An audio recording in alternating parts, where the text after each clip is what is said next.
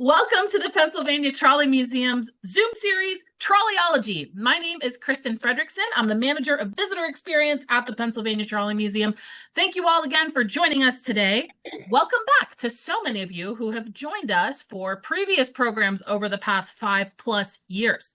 This virtual series on Pennsylvania transit history topics tells stories about the trolley era and our collection that you can experience from home, usually on a Tuesday or a Wednesday, occasionally other days, but we're going to continue these as long as we have presenters. So if you have a program that fits the museum mission, please reach out. That would be something like Pennsylvania trolley related, trolley era, cities where our streetcars come from, car builders, anything like that.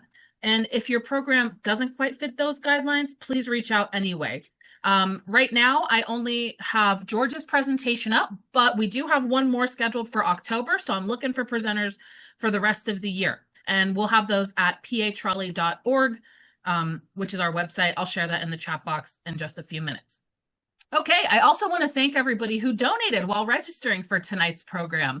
Really, really appreciate it. Helps us keep these programs going.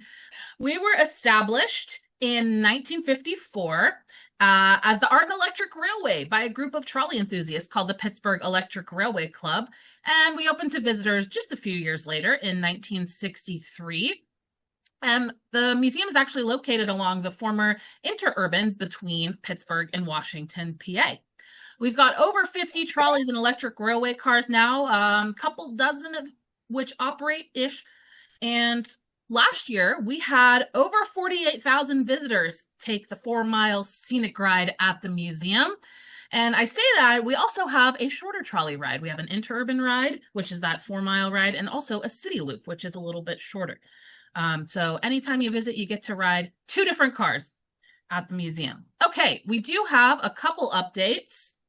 As I mentioned last time, the terrible trolley, car 1713, rolled out in August, and we're still celebrating it because on October 11th from 6 to 9 o'clock, we're going to have a terrible trolley tailgate. So this is going to be an event focused on the streetcar and also beer. We have, I think, 5 breweries and then another bartending service coming. So there's going to be lots of things to sample. And the way it works is it's 21 and up, and it's $35 for a ticket, which gets you 10 sample drinks, and we'll give you a souvenir 5-ounce tasting glass. And then we'll have a DJ and yard games and lawn games, and it'll be lots of fun. We're also inviting several of the Pittsburgh area content creators. So you might see some appearances from folks that you recognize from social media. And also Steely McBeam just confirmed that he will be there as well. So that should be a lot of fun. Information can be found on patrolley.org. One more thing I wanted to mention, actually a couple more things. October 4th is coming up soon. We've got about 20 tickets left for our farewell ride on Cleveland's Rail Fleet excursion. So these are $75, and the proceeds go towards Shaker Heights 94's restoration. So you can still get those at patrolley.org/Cleveland-farewell.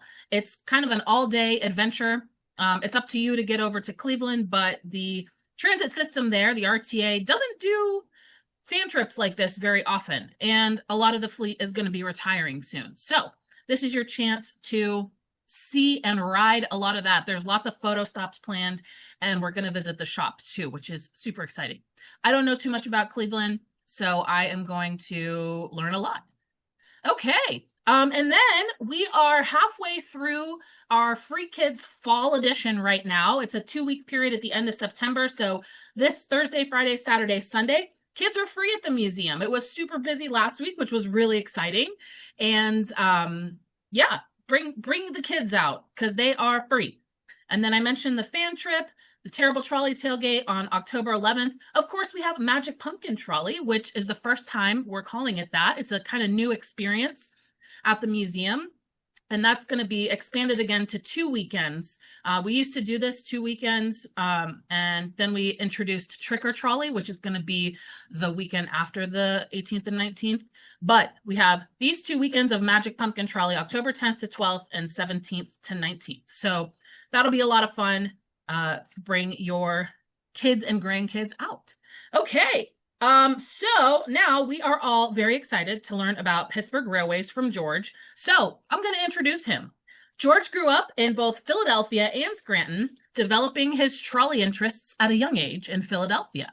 After graduating from Penn State with a degree in business logistics, he spent his entire career working in the transit business, first in Scranton and then in Pittsburgh, where he worked from 1975 until his retirement in 2008. George joined the museum in 1975 and currently serves as an operator and a conductor. He volunteers in the archives and gives outreach programs and writes for Trolley Fair. He's been writing for the member newsletter since 1977. All right, at the end of this presentation, we're going to have a question and answer session with George, but we'll have the chat box open throughout. So please feel free to enter questions and comments during the program, and we'll read through those at the end. And if there's something really related to a particular slide, I might pop in, George. Okay, we are recording this program. It's going to be shared on YouTube eventually. I'm almost caught up with the recordings, but please keep your microphones muted and your videos turned off during this presentation, just so we can minimize distractions. I will invite everybody to turn those on again at the end. All right, George, if you are ready, take it away. We'll see if this works. Let's get the share. Replace current share, right? Yes. Okay, you can see all the words now? Yes. Good. Yes, and if you're new to George's presentations, he usually has a lot of text on his slides, but don't worry about reading it all because he will be talking about it, right, George? I'll be talking about it, and I'm sure you'll be posting it. Sure. Yes, I will. Okay, I think we are ready to go. All right, so you just see my presentation, right? Yep, we're on the contributors slide. Yeah, and that's good. Perfect. Because I never, see, here's my title slide. And it is a brief overview because we could have done 6 hours on this thing. And I'm not going to do that. I have a doctor appointment tomorrow. But there's plenty of people, members and former members and non-members that, are always involved in getting us lots of books and getting us information that we could use to, try to make a half decent program. And this will be all up. And these maps, these first 3 maps, I tend to use for folks that I go out to, senior homes, historical societies that are local and not. But yeah, I like to show to some of you guys, might not be from here, and realize just how much electric railroad operation was here in Western Pennsylvania. You can go all the way north on the Harmony line, the Pittsburgh, Harmony, Butler, Newcastle. There's the line from Elwood City, heading down into the Beaver Valley, the whole West Penn, which we'll get a map of really quickly, and all the little scenes up there in the West Penn line up around Kittanning and Ford City, and some Independence west and or east rather, and north here, Barnesboro, Johnstown. So and here's just another one for folks, and it shows the interurbans better. It's one of our museum publications. You go all the way over to Wheeling, west to Wheeling on this one, and see the connections into Beaver. And the only thing that was missing was the connection through Sewickley. Sewickley would not allow streetcars through their borough. And the West Penn south of here. And you can see, of course, some of the independent lines as well. The Apollo, Leechburg line, Burgettstown had a line, Oakville, Oakdale and McDonald. So it was really a very active area in the early part of the 1900s. We're going to concentrate on this system in red, which is Pittsburgh Railways, including roughly 80 miles of interurban heading to the south, to Washington, and to a little bit beyond Charleroi, to Wasco. Line went all the way up to Verona, of course, and almost into Sewickley. Almost.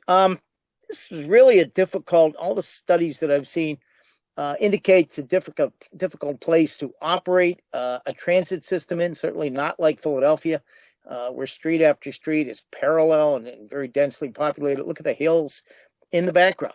And we're sitting on top of Mount Washington, and these hills are going 400 to 500 feet above our river levels.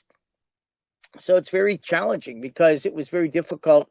At the time the streetcar operations were coming into play, it was very hard. We didn't have the technology to put housing effectively on these hills, or business areas, places the streetcar could serve and the companies could make money.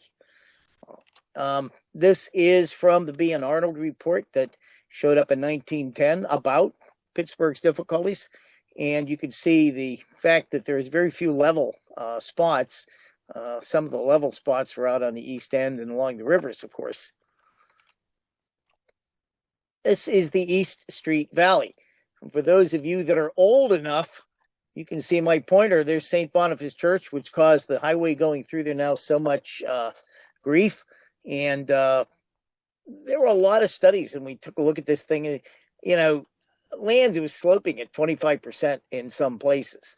And you didn't have too many houses along the existing roads. There weren't that many of them. All the vehicles, horse, later car, and streetcars had to use these roads, and look at how the people would have to try to get up and down on paths or on steps. So, you know, you didn't have too many people living here, and that meant that the average revenue, you didn't collect that much per mile as you did in Chicago, Philadelphia, Baltimore, where everything was pretty dense. It was a nice ride, though, through the woods. This was from Street Railway Journal. I dug this out of our museum archive. Second Avenue Traction, which operated from Pittsburgh through Homestead, through the Glenwood neighborhood, of course, of the city, and down through Homestead and along the river towns, the mill towns, all the way down to McKeesport. And it was almost like an interurban, according to the Street Railway Journal. And we didn't, again, have these dense operations that you made money with. And in 1917, Edwin Morris, who had been the city transit commissioner for a year, who was very critical. The city was always critical of Pittsburgh railways. Pittsburgh politics generally leaned against the railways. And he said, and here's the quote, "The street railway problem in Pittsburgh is more difficult than in the average city because of the city's remarkable terrain." And if anybody wants to know where this is Mifflin Road, leading out of the Hayes section. And there is a road now, but the trolley was essentially on the present roads right of way, looking to the north side. And they had a bankruptcy, their first of two in 1918, where the receivers said the average length of ride in Pittsburgh, because of the topography, is bound to be all-time longer than in level cities. And the fare really ought to be higher. The railways always argued that the fare, you know, they got a 5-cent fare by franchise. It was a 5-cent fare, and a lot of times they were only getting about half as much per passenger as, say, Philadelphia out in the east, because they had to go from one side of the hill to the other, and that usually required them to kind of steer around or in a sort of a weird routing over the hill. They put on a lot more miles per passenger. And they needed more power, of course, to do that. East Liberty, one of the level areas, and we're looking east. And if you look at the bridge down at the end of the road, that is the crossing of Pennsylvania Railroad. The streetcars in the center are at Frankstown, where the 82 and the 88 diverged. And if you can see in the front of the first streetcar, that's Center Avenue, where the 82 went. So we're looking up and down Penn Avenue. And again, the lack of level ground caused this. This was a dense area. East Liberty was the third largest shopping area in the state throughout the 60s. So you can see this was a very dense area. But the problem was a lot of Pittsburgh was not able to be built up in this fashion. I actually had a question, George. What? Were there attempts to level the ground and make Pittsburgh less hilly? I do know of the Grant. The hump, coming off the Grant Street was leveled in several different projects. But overall, no. You look at the south side, they built houses. They figured out how to build houses on there, and they're still standing. And they put stairs up there. So this is one of those cities where stairs are a street. People live off the stairs, and God help the people that have to deliver a stove going up and down the stairs. So they didn't really level very much. The major mountains around here were really unlevelable. If I'm saying that correctly. I divided this up into 5 eras, one of which we're not going to talk about too much, but we will, and that's the bus here. But we all know we begin with horse cars, and the inclines showed up roughly the same time, and the cable cars not very long after, and the electric cars effectively become operational here in 1890. So here it is. 2 horses' butts and a car that's probably about 18 feet long. Our first was the Citizens Passenger Railway, and they got their charter to go from 5th and Market Street all the way out to the 34th and Butler area near the Allegheny Cemetery. And they began with their first trip on August 6th in 1859. And this line will eventually go out to the cemetery, and they will eventually put an electric line out to Aspinwall and Sharpsburg, and they'll go to East Liberty as well via Penn Avenue. Everybody wanted to go to East Liberty. Here's the routings. And here we are downtown near Heinz Hall, out through the Strip District. This was 34th and Butler, what was known as the forks in the road. Because if you wanted to go east, you went out on Penn Avenue. Here's East Liberty. And there's the cemetery, a little bit of an extension here. When the electrics come, they'll go across the river using electric when the cable is still running. Apparently, there was money being made by the horse car line, and a number of other lines show up very quickly. And I took this map from the B&J Arnold report that was put out in 1910 and imposed some of these dates. But you can see 1859 over here in what was then the independent city of Allegheny, what is now the North Side. A system started in 1859. Also, the Pittsburgh and East Liberty, a horse car going out 5th Avenue. That would begin in 1859. Certainly the Citizens Passenger Railway did. 1859 was also a horse car line along the Monongahela River. That was the 2nd Avenue Passenger Railway. And the Pittsburgh and Birmingham along Carson Street down in the south side. 1869, you'll get a line up in the hill. But Central Passenger Railway and Pittsburgh and West End will show up in 1879. So now we have a horse car system on pretty much the land that's available where a horse car can effectively do its work. So I do put these in, and I told Kristen, and I'll tell you guys again, one reason is, hey, I'm 74, and my memory's not always great. The other reason is, if anybody else wants to do this show for me, I'm not around anymore. It's here, and the information is here for someone to see exactly where I was trying to approach this from. And but they are the systems, and it's from where to where as well. And Kristen will post this for you guys to, I'm sure, to read it all. But this is a horse car. This is a smoggy day in Pittsburgh on 5th Avenue.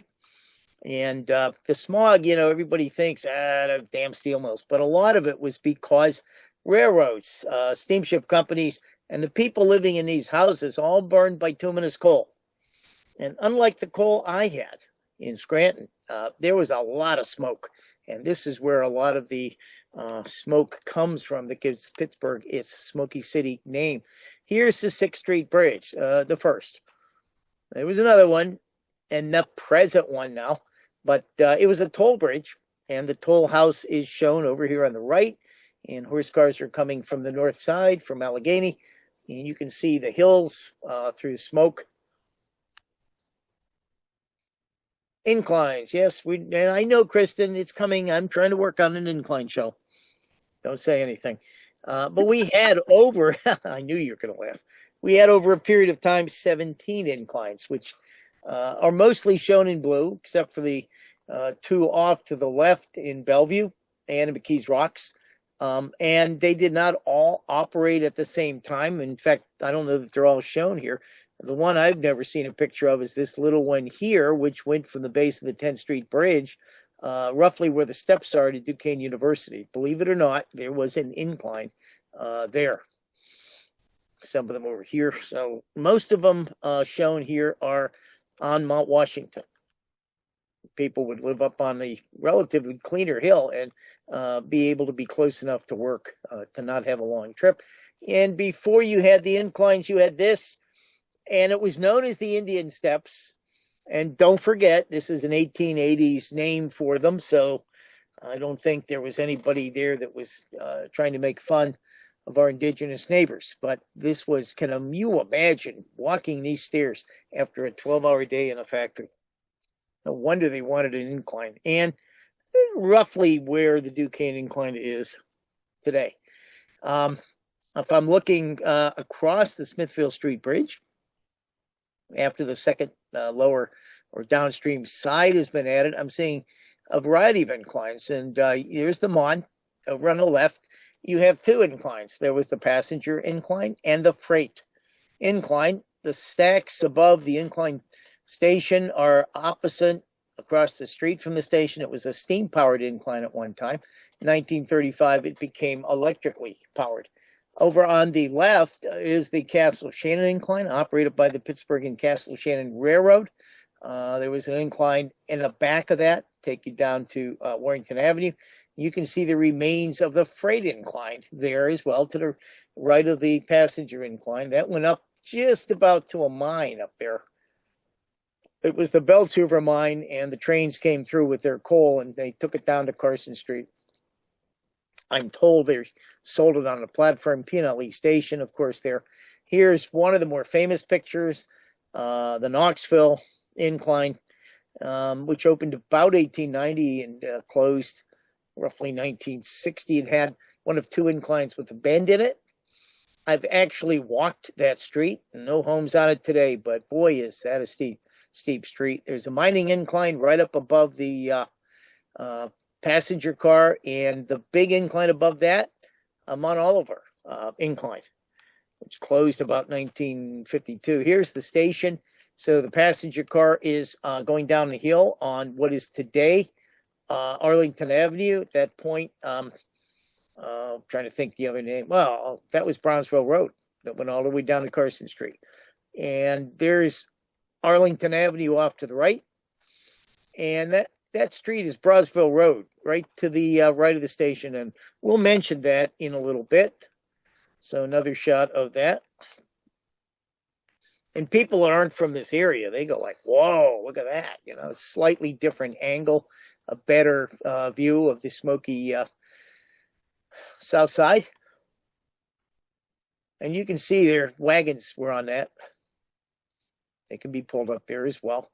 Another view looking down the bottom, both the stations. The coal incline in the middle ended at the Pennsylvania Railroad. They transferred their coal there.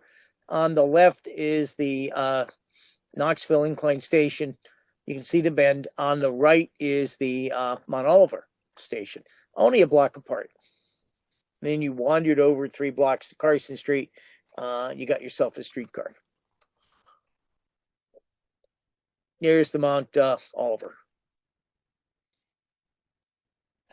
And it's not the sharpest picture. I've tried to work with it, but you get what you get from when this was taken.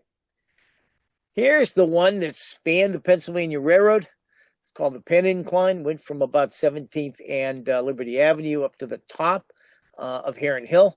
And that very fancy building is some kind of a saloon and entertainment center. So there was a reason besides people going back and forth to work. And many did using this incline to go on it.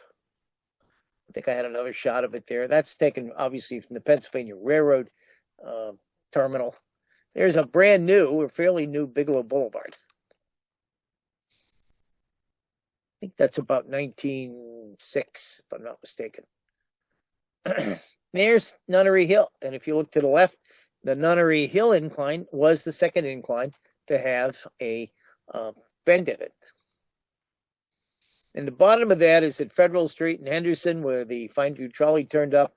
You can still see stonework from that today. Here's the cable operation.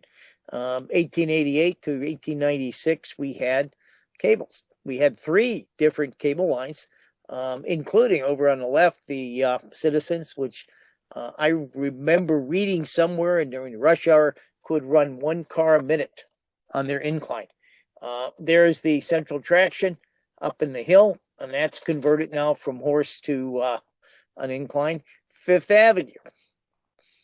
And they're going to East Liberty. So again, 2 inclines going to East Liberty. And for the Fifth Avenue line, these are the guys responsible, and they're also very responsible for the beginnings of combining the system in Philadelphia, the many systems in Philadelphia.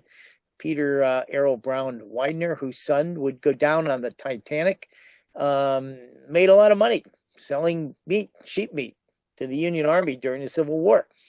And then he got into horse cars. And he also, of course, was a very prominent politician, and he knew a lot of people in Harrisburg. And he was a very wealthy individual. His buddy was William Elkins. And this guy had business in a lot of industries, gas and oil and asphalt. But these 2 became friends, and together formed their Philadelphia Traction Company, which was our first streetcar holding company in the state. And it was a company that began combining almost 200 street railways in Philadelphia. And they would come out to a number of cities. I know St. Louis, Baltimore, certainly Chicago. And they came out here to Pittsburgh as well.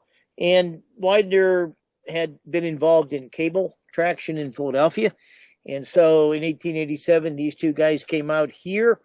They bought an interest in the Pittsburgh, Oakland, and East Liberty, and it became a cable line, which opened in 2 separate stages, the outer portion and then the inner portion, both in 1888.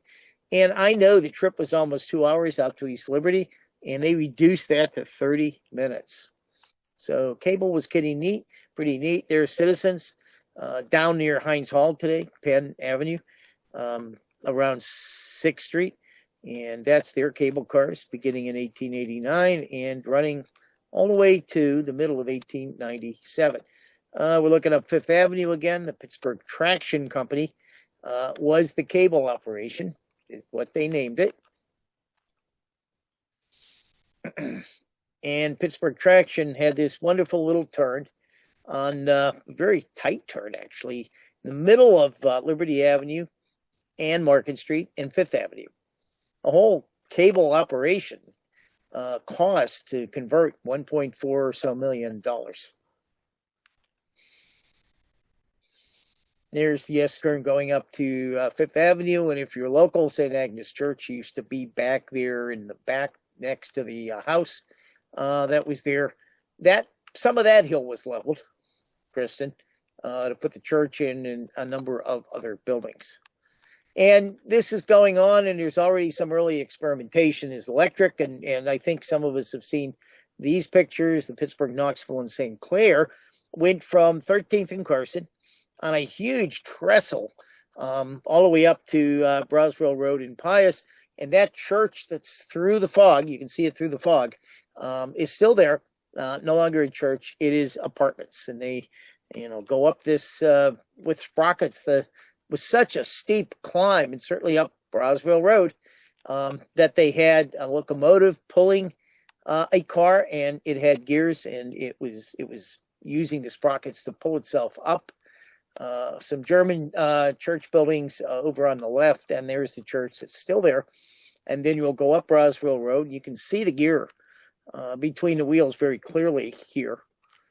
And another shot of the typical roadway that you don't want to fall on. Now, it was sold eventually to a company that started up in the south side, Pittsburgh and Birmingham. And because this company climbed the hill and then was up on reasonably level ground in what we now know as Knoxville, the Allentown neighborhoods, they bought the company to get the track up on top. They were going to abandon this thing. Apparently, they wound up completely rebuilding everything on top and new streets, and abandoned the entire line about 1892. Over in Allegheny, north side, we have the Observatory Hill Passenger Railway. It was an early horse car operation, and they began using electricity, and they used two different power sources. And down here on North Avenue, Federal Street, North Avenue, they are using a conduit. But for 3 miles of their system, out beyond in the smog, they actually used overhead, and they used the troller, the little wagon that Scranton eventually used in some of our Pittsburgh systems, 2 wires on top. But that's how they operate it. We have their horse cars and an electric car, Federal Street at North Avenue. We're looking outbound. Now, we all know Sprague did a lot of great things, but he was not the first streetcar operation in Richmond, because in an era when the newspapers were right, November 29th, 1886, this is the test trip in Scranton, and there is their troller, which constantly fell off the wire. And the following day was the first regular service day, and everybody who went out and saw Dr. Stanley talk about how he found Dr. Livingston took a trolley ride home to the Greenridge area. Now, they replaced this with the pole within a year. Here's a shot up in Carrick of a better shot, actually, of a troller. And locally, that house is still there if anybody wants to go take a look at it. Now, here is Sprague's system. That opened a year later, November of 1887. But Sprague took the motors off the platform, and he was able to mount them on the axles. And he also, of course, had the successful pole with the groove trolley wheel and the spring to push it up against the wire. So much better way to power your car, far more practical, far more reliable. But that starts the electric era. And here is a Federal Street and Pleasant Valley car, also from the north side. And it enters town as the first system to come in 1889. And that's the Granite Building on 6th Avenue at Wood Street. Anybody interested in older buildings? Here's the 2nd Avenue car, and it comes in a year later in 1890.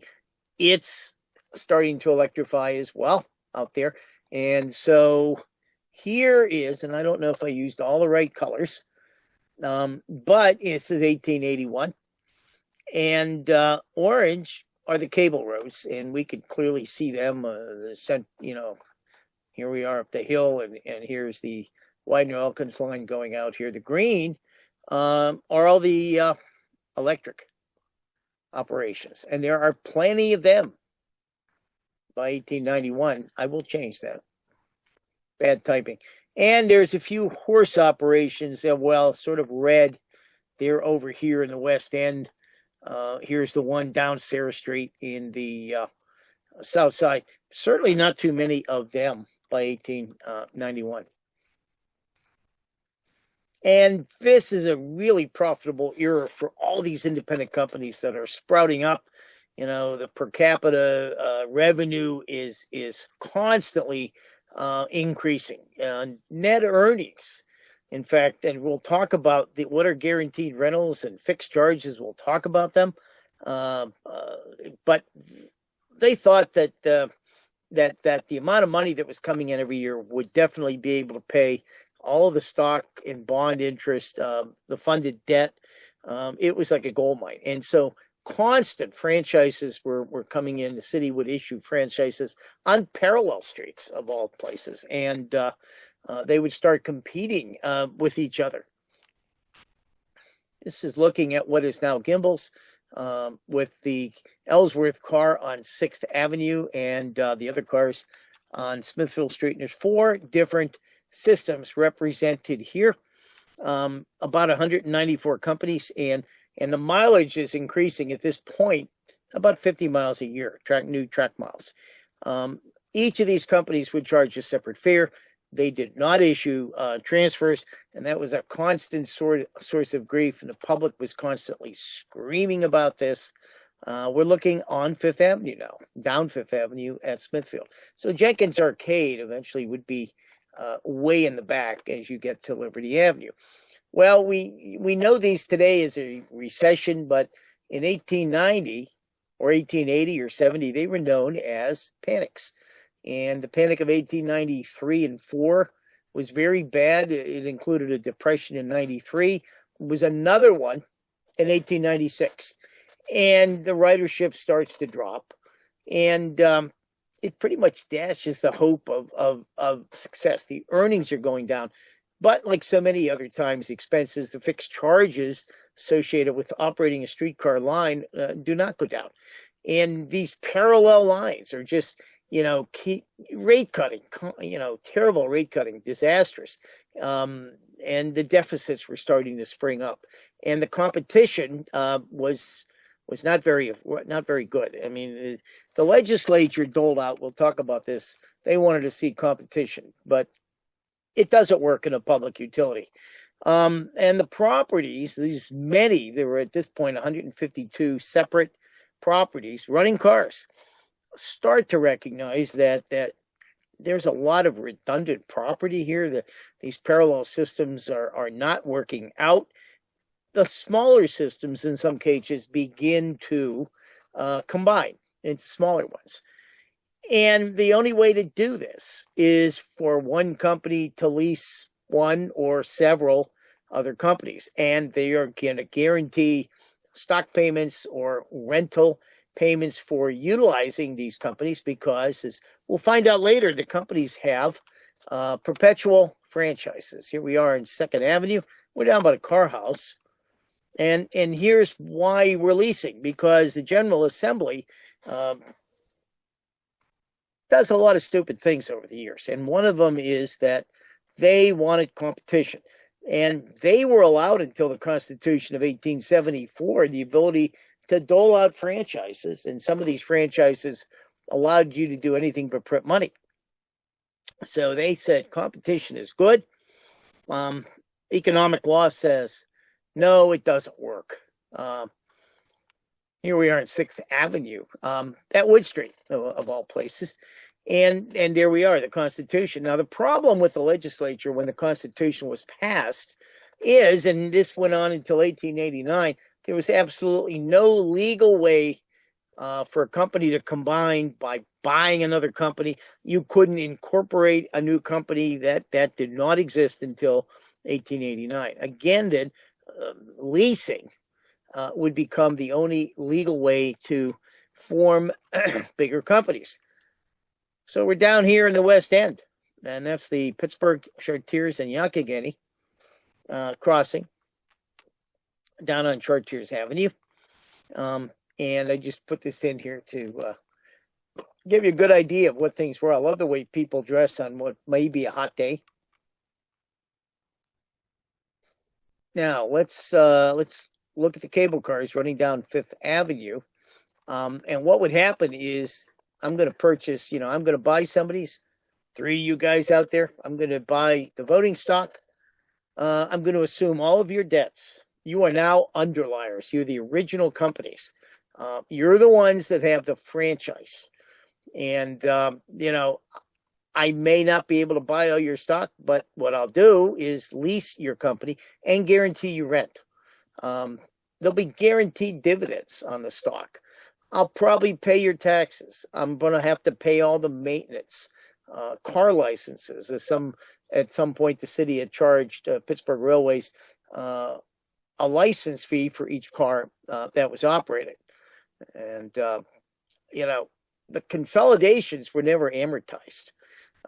And so I might be paying for dead horses, cable systems that don't, but, I'm trying to get a bigger system. I'm trying to make money. So, in an era when I had no other way to do this, this was the way to do it.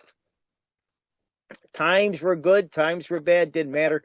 I had to pay you at annual rental. It was usually set down in the agreement. And there again is maintenance expenses, license taxes, they are known as fixed charges. And before I could take any of my earnings and buy new cars, lay new track or extensions of track, or even make regular dividend payments to investors, I had to put that money aside and give that to the underliers. And this is going to be a weight around the neck of Pittsburgh Railways forever. There's an open car. looking down 4th Avenue. That's at Wood Street. And well, I think we're on Wood Street. Then of course on 4th Avenue. So as all of these companies are leasing one to another in groups of companies that have been leased one to another, we now have envision a pyramid, and the ownership is overlapping from the top down. It's all controlled by lease. Now, I should have put a picture here, and I forgot, and so I'll fix it. But here were the pyramids, and I kind of I wanted to make this. I know I could do this with the shapes function in Keynote, and I never did it, and I'm so sorry. But here's the bottom. Think of the bottom of the pyramid.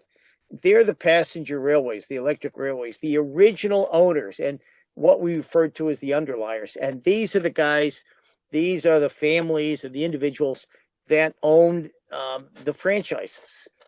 And these franchises are perpetual, and they're ridiculous numbers, 999 years. There's one that's not quite as long. I think it was 987 years that I found. Up you get into the middle of the pyramid as the companies are leasing one to the other, and we'll talk about these in a bit. Traction companies. These are holding companies. They're not really built up. They're not designed to build anything. They're designed to hold on to a bunch of companies, and those payments are coming down. And then you have traction companies. As all these little groups of pyramids start merging into one or two big ones, they become holding companies in itself, and they're the ones where all the money flows down from. East Liberty. So the promoters make profits in these deals. Assembling the amalgamation, the owners all overprice their properties. They overcapitalize their franchises because, of course, they have perpetual franchises. And so the securities that are issued really, and this is true in Philly too, come to exceed the actual investment in what you would normally determine a company needed: rails, wire, cars, equipment, shops. And this is Penn Avenue. It's Collins over to the left. Frankstown Avenue is behind the two-car train. So he's an inbound two-car train. And here we are on South 18th Street. Give me. So this is the root of the problem of Pittsburgh railways, and it's beginning in the late 1800s. And this financial pyramid is barely manageable. You can hardly make these guaranteed payments when it's good. And many times, as we'll see, the times are not good. It's not good during and after World War I, for example. It's not good during the panics.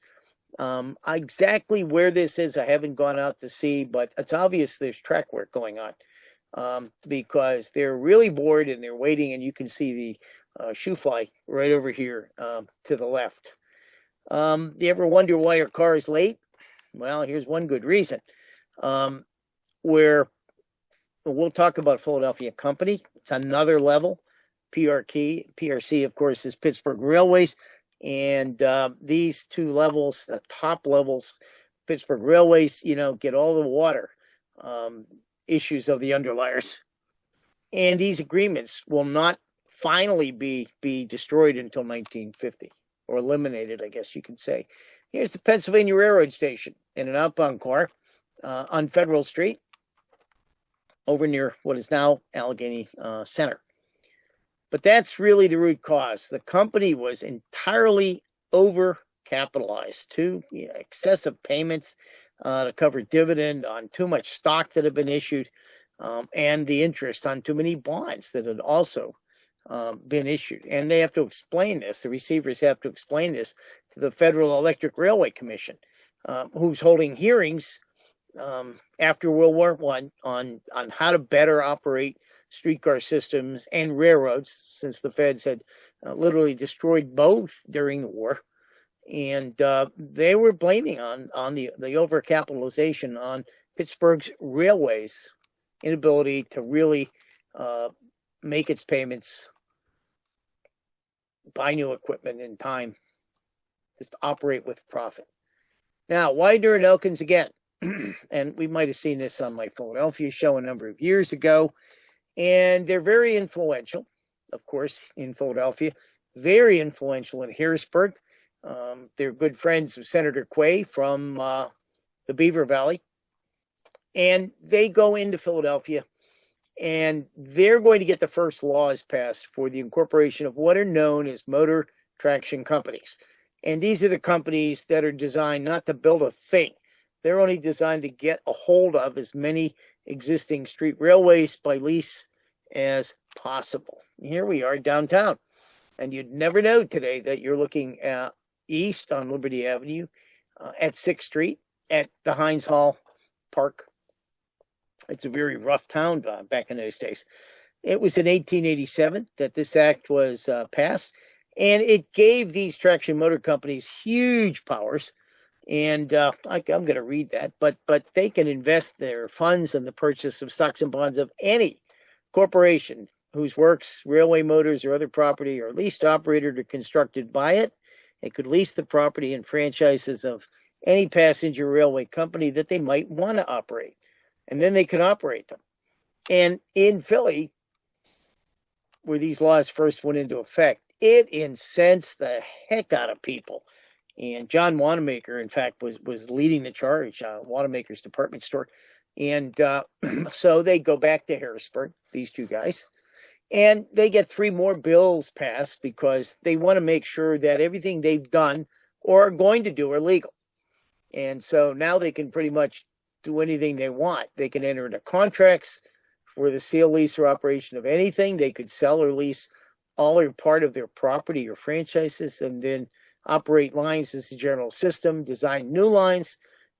It made everything they had already done that people were very upset about legal. And here is another fellow, though, in Pittsburgh, May of 1891, Christopher McGee. He starts the Duquesne Traction Company. This guy's already owns a bunch of small companies, mostly in the East End. And he's going to operate this line, build and operate the line along Forbes Avenue to Oakland, all the way to Wilkinsburg. Well, gee, it's paralleling Fifth Avenue all the way up through Oakland and not too far away after that. He's got an electric line as opposed to the cable line that Widener and Elkins have. He starts at a 4-cent fare rather than a 5-cent fare. There's a rate war, maybe 6 months of a rate war. And then Christopher McGee leases his Pittsburgh Traction for 99 years, which is a small amount of time, roughly 30 miles of track. And the lease goes into effect in the beginning of 1892 in January. And the stockholders of each company are made stockholders of each other's companies. And all of the money that Duquesne Traction makes, 57.5%, goes to Widener and Elkins. Now, May 13th, 1895, not very long after, another meeting held with Widener, Elkins, Christopher McGee again, William Flynn, who is a senator and a contractor, and there are some attorneys involved too. And now they're looking to consolidate the East End systems into one big system. Here he is. And who was he? Well, he didn't live very long. He was a political boss in the city. He was a Republican, and he ran the Republican machine for 20 years. It was like Boss Tweed in New York. And believe it or not, he was a hospital patron and a philanthropist as well. He makes his money in the street railway industry. He's part of the Traverse Railway Company. And as he becomes the Republican boss, you know, he can do he can maneuver. He is essentially a mayor of Pittsburgh, but not elected. He's granting franchises, getting favors, and he's going to be one. And the Mellons were involved in this too, to create what was known as the Consolidated Traction Company, and he'll be its president, but not for very long. You can see he dies in 1901. He's a hospital philanthropist. His mansion, I'm thinking, is up Halkett Street and Forbes, which was where Kraft Avenue Car House will be. And his wife, after his death, will take all the money he stole, and she will build McGee Hospital, McGee Women's Hospital, which is now part of UPMC. July 23rd, 1895, here's consolidated. You have to go through all the legal niceties, the letter patents, franchises. It's approved in March of 1887. And this is a big system. And you can see there's some operation over in the north side, but not much. That one operation is the line from Verona to Halton. And that's actually off the right side of the map. So they've put it there. Line to Turtle Creek shown on the bottom. So they've essentially made, except for the Birmingham operation, which you can see is south side in Brownsville Road, an East End combine. And he'll threaten competition if nobody wants to go in. So now, just for you people that want detail, they took control, consolidated, of 187 miles of track. You got about 35 companies, all under lease, some under stock ownership, but most under lease, and it was massive. And here are the different companies, the major traction companies. Don't forget, there are a lot of underliers beneath them, but they pretty much did this in April of 1896, and one more in 1896 in July. And the Laycock Street Railway in 1898, as well as the Beechwood Street Railway, which I believe both are paper companies that never actually operated. And for more people that like detail, because I researched it and it's going to stay here, but Fort Pitt Traction, look at all the companies it controlled. And if you just want to count them, that's fine. Central Traction controlled one company, the Central Passenger Railway, the original horse car and cable line, plus it had at least portions of other railway lines. So this is what's coming in. And of course, there's Pittsburgh Traction controlled the line. The Pittsburgh, Oakland, and East Liberty was the horse car line on Fifth Avenue, and a cable line. The Bloomfield Street Railway. Duquesne Traction, which was McGee's company, there's all the companies that it controlled. So all these have been leased, the bottom companies to Duquesne, Duquesne Traction, then into Consolidated, and we're not there yet. And if anybody wants to see it in an organizational form, there it is.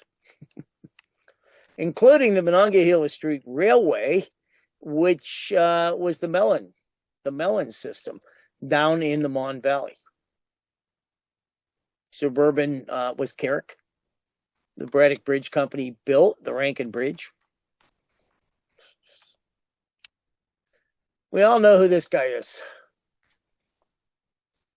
This man is George Westinghouse. And he acquires, a Philadelphia company. Now, the Philadelphia company was known as a state company. It was obviously done in 1871, so before the state constitution forbade the legislature from ever doing that. It was moribund. It wasn't being used. It just had the very, very broad corporate powers, because that's what all the state companies were. Anything given out by the legislature, any franchise had huge powers. And he gets it in 1884. And the reason he does is he's got this beautiful mansion you can still see today out on Thomas Boulevard. And he finds natural gas. And of course, he wants to extract that gas and sell it. So that company is going to become the basis for him to do that kind of operation. He's going to get into other things. It's going to be a holding company. He's going to eventually get into Pittsburgh Railways, Duquesne Light, the gas company, Equitable Gas, the Beaver Valley Traction Company, and he's going to get into coal mining as well. And his Philadelphia company will get into the street railway field toward the end in the fall of 1899 when he grabs all the stock of United. And later he'll get consolidated in some other companies as well. And I'm sure you're asking me, what is United? Well, United is pretty much all the other companies that are out there. It's incorporated by a man named James Dawson Callery, who will become an early Pittsburgh Railways president. He's got other associates, of course, and he is going to, by lease and purchase of stock, grab 157 miles of track and 298 cars. And he's going to do that by grabbing the Second Avenue Traction Company, the North Side Traction Company, and the Pittsburgh, Allegheny, and Manchester Traction Company. They themselves have other companies under them. Here's the map. So if we're looking at the map, going down the Monongahela River is the Second Avenue system. He's got a line going over to Braddock and down into Turtle Creek and East McKeesport. He runs on what would become Route 56 through Devosburg to McKeesport. He's going to go way up to Emsworth along California Avenue, essentially. Lincoln and California names change over there all the time. And here is the city of Allegheny, Perrysville Avenue, what would become the East Street here, Fineview line. He's going to grab the operations here. And he also grabs the Birmingham system as well. And here are the details for anybody interested. Dig all these out of 2 or 3 different reports. And then we have the Northside Company, which has about 10 or 11 operations leased to it already. And below that, the Pittsburgh, Allegheny, and Manchester. Not that big, but that's over in the north side, along the Ohio River in that area. And here is, for those that like to see charts, here it is. That all those lines drive me nuts, but I think it's interesting on the left because you get a good idea of what's owned by who and who's leased what, and it's mind-boggling. Don't forget, the money keeps coming down from the top down like a waterfall. Southern Traction. Okay, what is that? And I put this in because I had a hard time reading this on the internet. And it's also a state company. By special act of the assembly, it becomes a surety contract company, 1871. And then 7 years later, the board meets, and I don't know why they did this, but they changed it to Philadelphia Rapid Transit Company.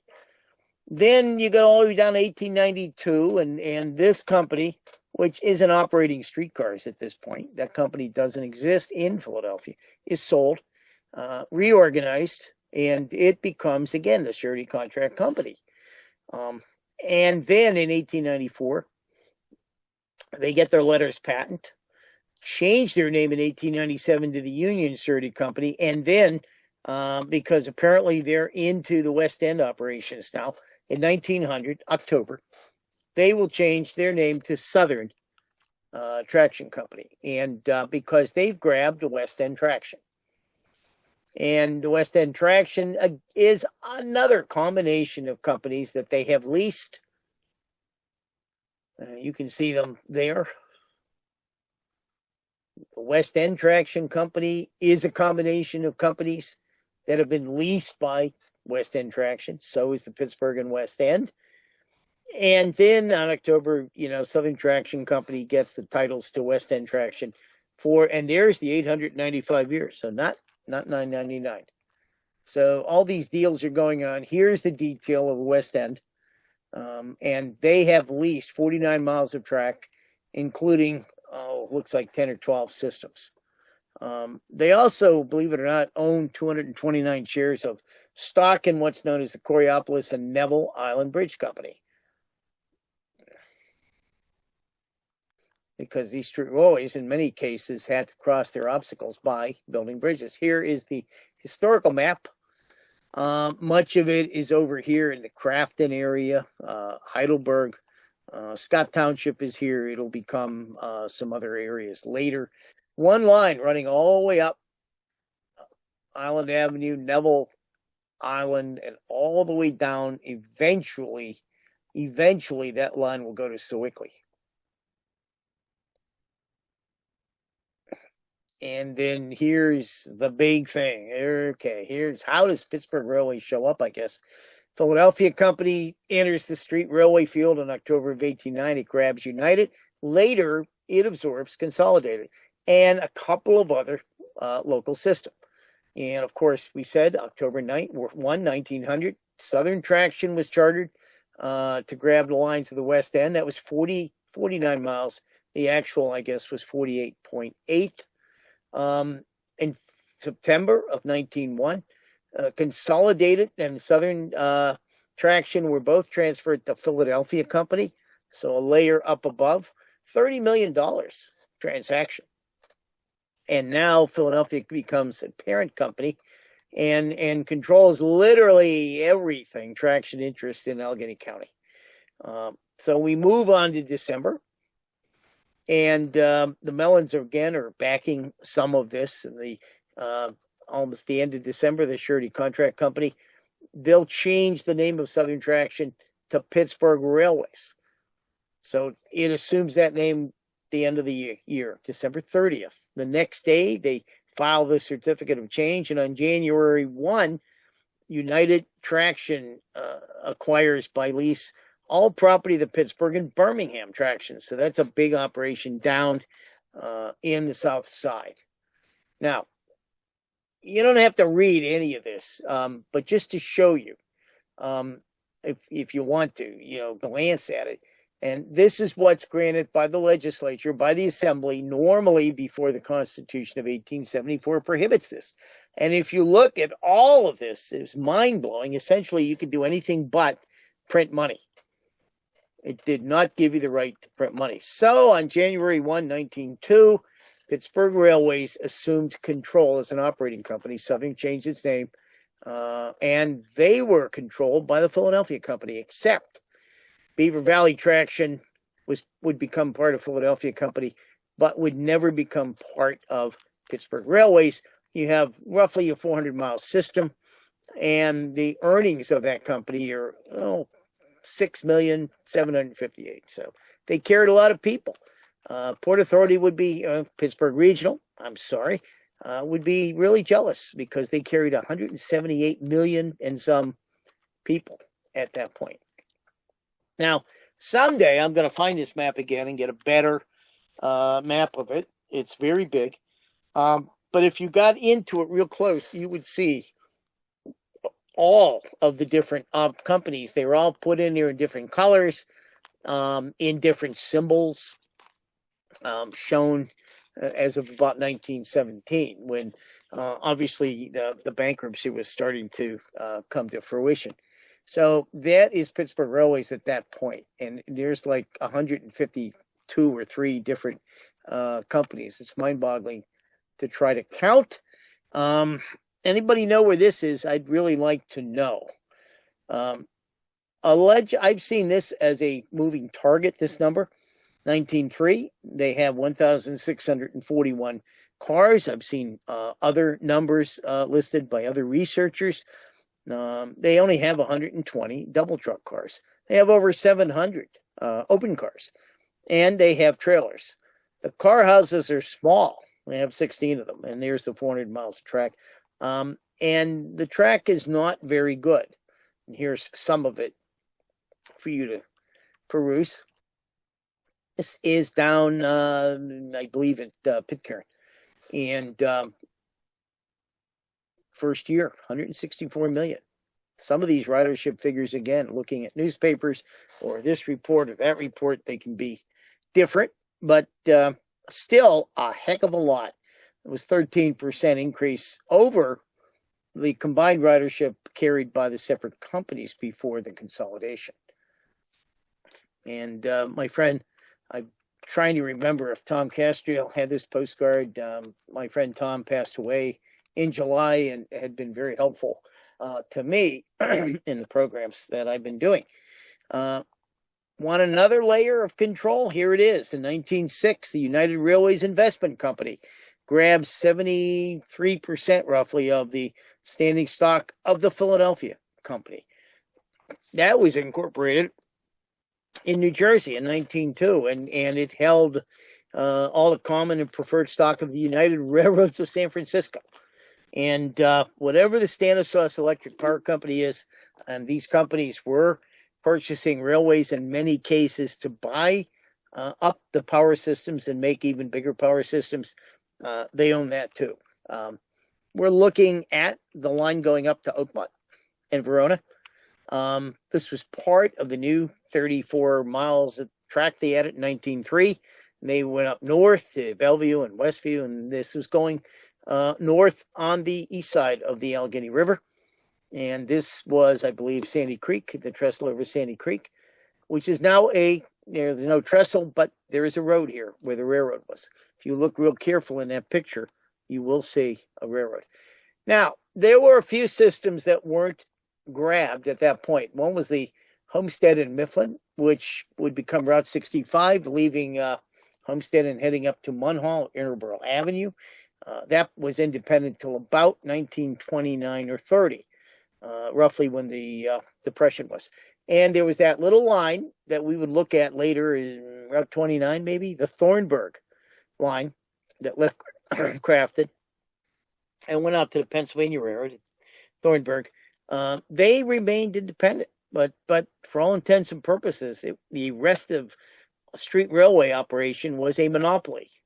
3 traction companies, responsible for all the obligations of this pyramid of other companies, of multi-layer other companies, and that's going to have real implications on the finances and the political connections of Pittsburgh Railways. Now the interurban opens up. We won't talk much about that because it's a great show that somebody did on the interurbans on the Trolleyology website. But this started by 1901. All these companies south of Finleyville, Mon City particularly, down to Roscoe, or down at least at this point to Allenport. Roscoe would come later. Were operating as sort of a regular one system, a continuous system. And Mellon gets involved and he starts building from Castle Shannon all the way down to Mon City. And it's that beautiful straight line. Part of it is the library line today. The operation, when it's all together, Mellon's going to lease it to Pittsburgh Railways because he knows there's no money in running a streetcar operation, just in building it. And they'll go through Mount Lebanon and Beachview. And when they get to where the trolley tunnel is, lo and behold, it's not there yet. So they're going to have to go all the way up Warrington Avenue, drop their people off at that Knoxville incline. You take the incline down, walk 3 blocks to Carson Street, and that's how you get into town. Here's the equipment that helped open the line. This is light rail. Of course, now this was a new idea, light rail, during the energy crisis. I remember them talking about it. And here it is in 1903. And they would eventually take a look at the Pittsburgh and Castle Shannon Steam Railroad, which ran from Castle Shannon roughly up 88, along Route 51, and say, that's better than operating through Beachview and Dormont. And they're going to lease this line, lease the railroad in 1905, reconstruct it, as you could see. And originally, I've never seen a picture when you had 2 narrow gauge tracks in between the 2 broad gauge tracks with all the switches that were necessary to switch the mines in the Overbrook area along Route 88. Don't forget Pittsburgh Railways is 5 foot 2.5 inches. So they're going to get their cars operating in different times, the summer and the fall of 1909. And they'll run the steam railroad until 1912 because that's part of the lease. And then the Pittsburgh and Castle Shannon Railroad will remain as a company solely to collect the lease money, and they'll do that until Pittsburgh Railways becomes independent around 1950. Here's the steam shops, which would become the car barn in Castle Shannon, the big parking lot today, roughly where the Ice Palace is. And they'll use this as an operating barn until 1932. McGee is dead in 1904, but Flynn, Senator Flynn, William Flynn, who is a contractor in Booth and Flynn, and believe it or not, owns land in the Beachview section, undeveloped land, is going to push this trolley tunnel through. It's on a grade. You're supposed to consume, no, pardon me, no, bit my tongue. You're supposed to consume 4 minutes on the steep hill going down, but it'll open in 1904, and gee, so will the line to Beachview, and Flynn will be able to develop some of his land. This is up around coast. Notice the private right-of-way, number one. Notice also that was built for 2 tracks. So they already envisioned eventually a 2-track line. This private right-of-way is going to stay there till about 1939, when the city will steal it and pave over the tracks. Now, there's 1,263 obsolete cars. As you can see, that number is a moving target, but they're all like mostly, except for the 120 or so single or double truck cars. This is what they look like. They're in various states of repair, mostly 18 to 24 feet long, totally inadequate to accommodate even the existing loads. Don't forget the loads are increasing, and we're up in Neal Avenue where the light rail line operates. This guy has just left Lincoln Place. He's southbound to McKeesport on what we would call Route 56, and just giving you an idea of what it looks like. Such a great picture. And you can see some of this right away today. Here we are, Perrysville Avenue at Charles Street. Charles Street is coming out from my right. That would become a shuttle down a Brighton Road. And the Fineview line will eventually, Route 21, will eventually come out on the left-hand track. This is a typical Pittsburgh neighborhood, a more densely developed neighborhood here, and a type of car that you see here. This is at near the Knoxville Incline. That's out of the picture to my right, and we're heading down Brownsville Road, which is now Arlington. And I'm standing in the middle of Warrington Avenue, except back then it was known as Washington Avenue. And the interurbans would come up behind me to the incline on my right. And here in April of 1902, I have no idea what the date is, but Pittsburgh adopted the practice of stopping at the near side of the street in 1902. This is one of our earlier high floor cars. There's no way to identify the number. But in 1902, Callery, who's president, knows he needs new cars. Why he gets 60 11 bench opens, I have no idea. But he does get 110 double truck cars like this. And a number of cars, a number of fleets, a number of orders are going to come in. This is down in 2nd Avenue, somewhere in Glenwood. Here's Etna. So we're on Freeport Road, then called Freeport Street in Butler. And these are 3100s. You can see they're about 42 feet long. Other cars will be longer. For the normal people who are not into streetcars, they ask me if it's a cow catcher, and I have to disappoint them. But these cars are going to continue to run till the Depression. And so some more of these, more single trucks. I have no idea why, arrive in 1903. This is 1905. 100 of these guys, including, I think 3487. Is that what it is? Yeah, 3487.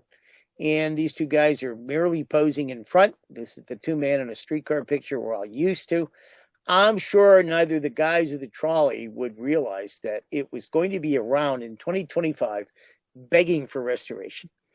But we have it down at the Pennsylvania Trolley Museum, the 3390 to, I should say, 3399. Another typo that I missed, even though I went through it again, came from the Ardmore Street Railway, which was a new operation that Flynn had put in, which become Route 87 eventually, down Ardmore Boulevard. I love this photograph. We have no idea where it is. We think it is Freeport Road in Etna. A typical high floor, typical streetscape. I'm sure that those people up in that hot attic in the unair conditioned room probably didn't love smelling the street, because the horses are down there and take a good look, and they have left their calling card. So this was a typical scene in what we know today as the good old days.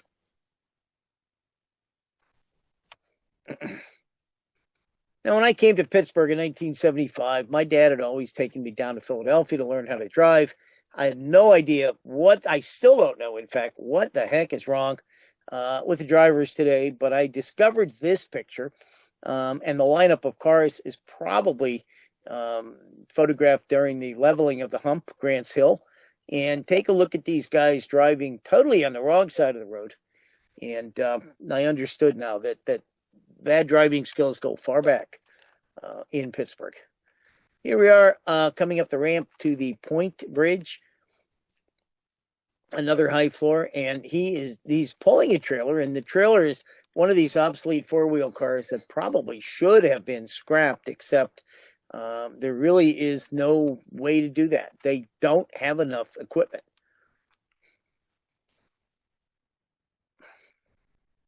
"50 cars built by Press Steel, the 4100s.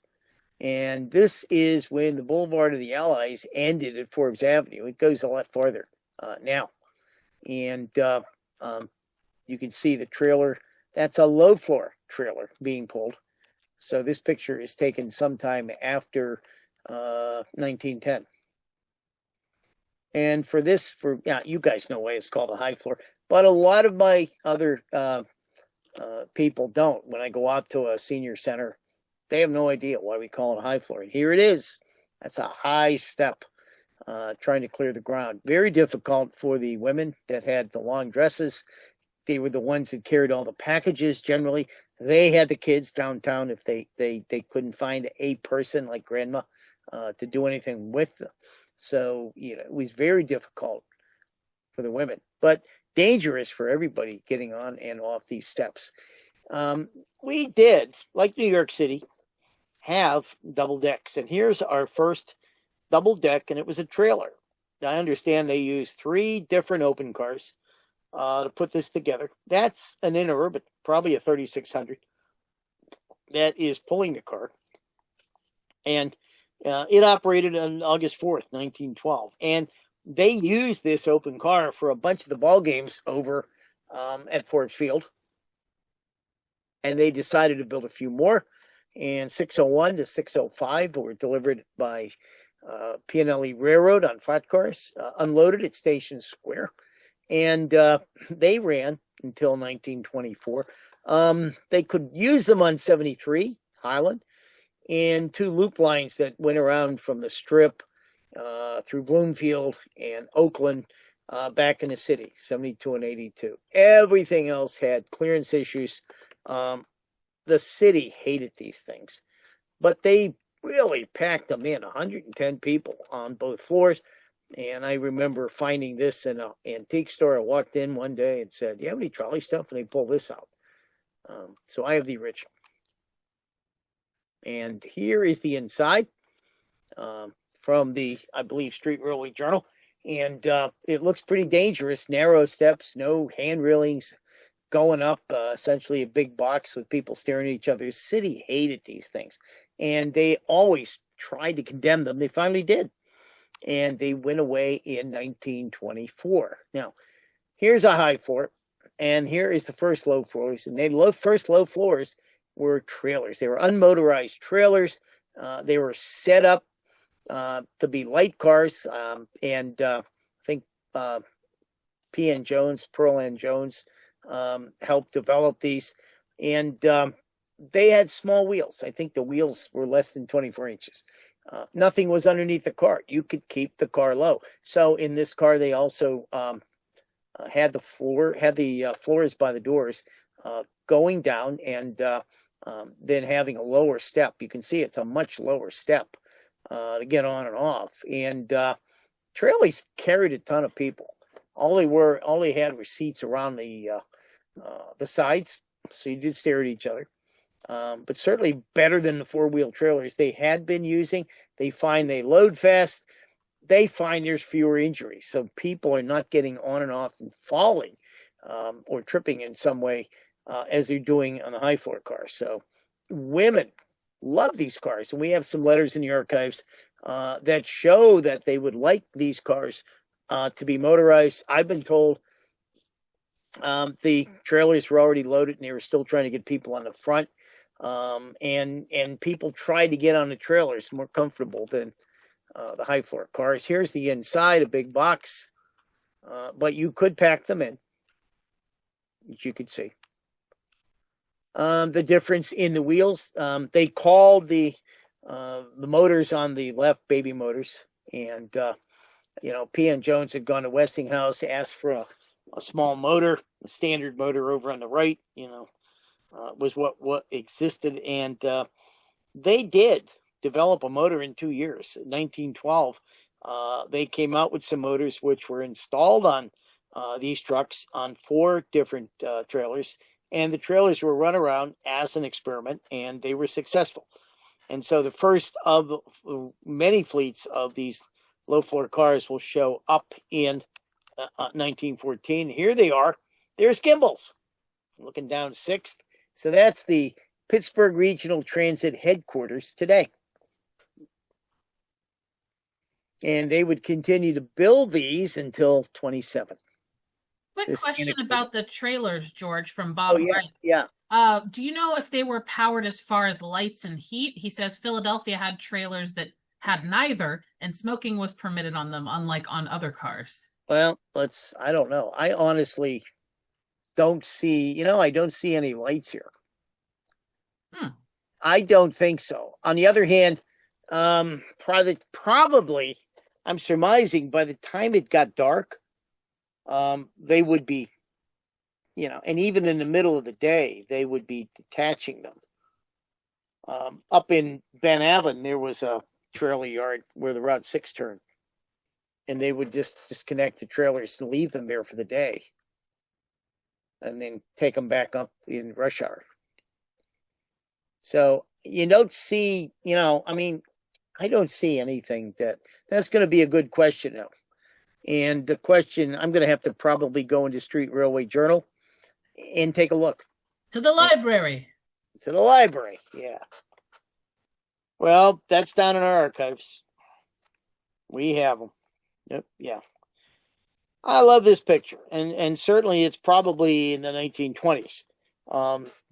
But it shows that design, and everybody would think of Pittsburgh, and they would think of this car, much like you would think of Philly in an Earside. This is 1927 already on Brownsville Road. And I just love the fact that you could sell gas anywhere. And I have a number of pictures where gas tanks are located, including one in Philadelphia that's outside an optometrist's office. And I hope he washed his hands after he was done dispensing with the gas. Here's the second 6th Street Bridge, and one of our low floors coming across, no longer a toll bridge. The river looks kind of dirty, looking toward the north side, and all the railroad operations there, Baltimore and Ohio. When the Three Sisters, the suspension bridges currently there, were built, both spans were taken down whole, put on barges, floated down, and they connected Neville Island with Coriopolis until sometime in the late 70s, early 80s. The competition, notice the color, those colors, they came in gold trim on a maroon car. And of course, the visibility, which you don't see in this picture, probably played a big part in this. Now, by 1918, marketing was becoming a big thing in various industries. And not only did the railways want to make the cars more attractive, I think they wanted to make them more visible. So they painted 3 different cars in 3 different shades of orange, had the public vote on their favorite variation, which would become then the orange paint that we all know the car is supposed to wear. But of course, Pittsburgh's toxic air made sure that the paint faded very quickly to a drab yellow. You can see some of that haze in the air, dirt, grime, whatever toxicity, all the dents that would show up when jostling with other cars on the street. And we're in a strip district, by the way, here. And they continued, of course, to try to repair the cars, and but they looked like cars that had come out of a war in some cases. Mount Lebanon. Hey, Kristen, it's not too far from you. Oh, No, because we're turning down, and there's Alfred Street on the corner, and Dennis Theater has not been built yet, and the little park is there, and you don't live too far away from here, and frankly, neither do I. But it's a great shot of the cars running around, and here we are over the north side. That number 20. They had internal numbers; they were in the hundreds, and they would put big signs on the front saying Oakland or Negley.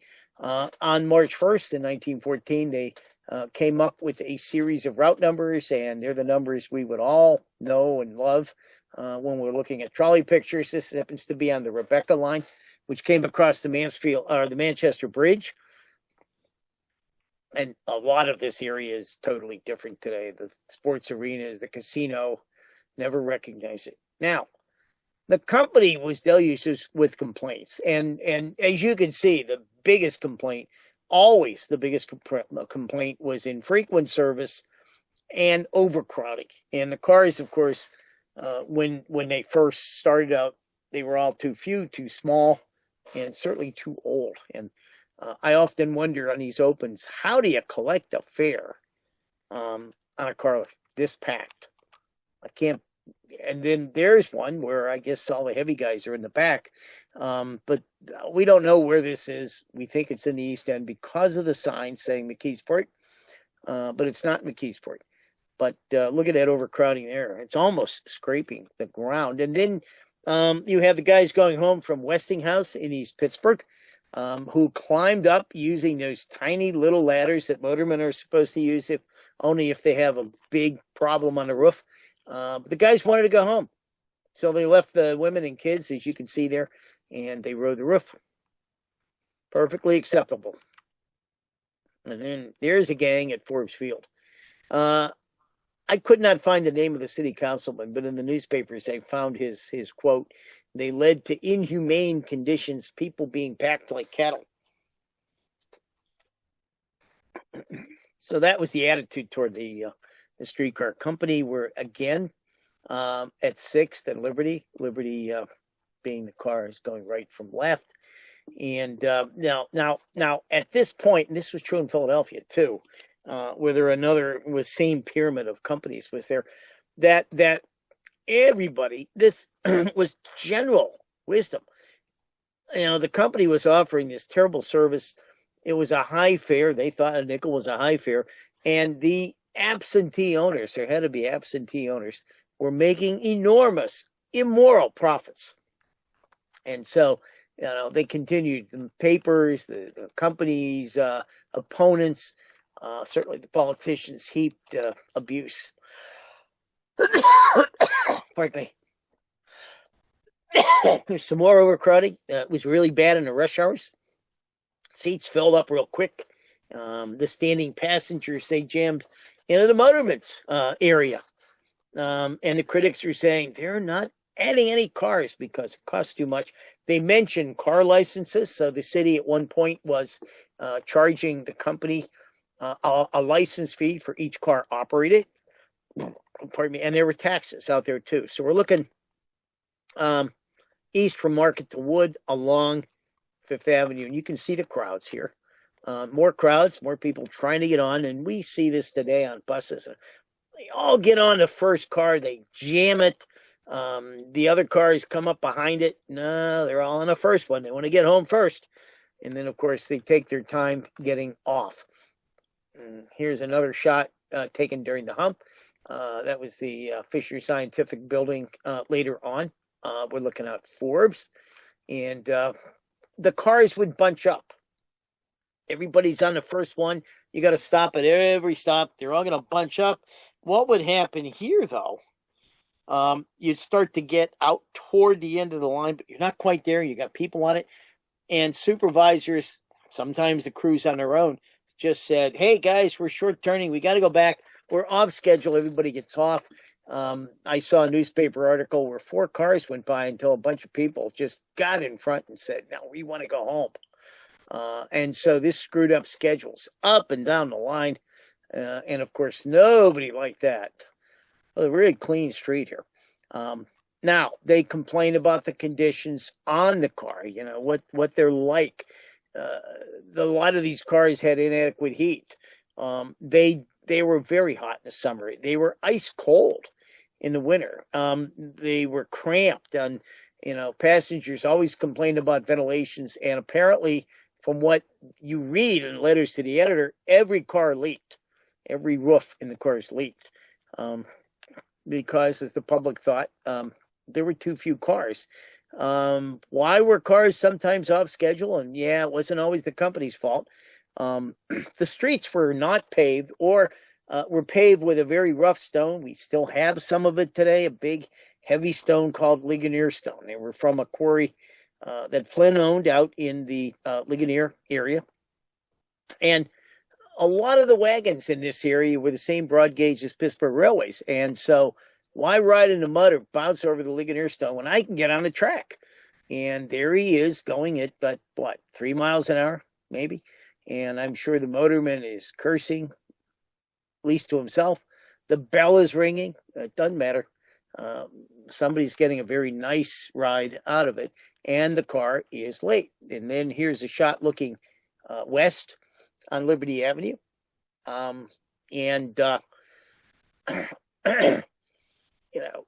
There are overcrowding issues. Certainly that's delaying the boarding and exiting. But take a look at this street. Take a look at all the animals just kind of going all over the place.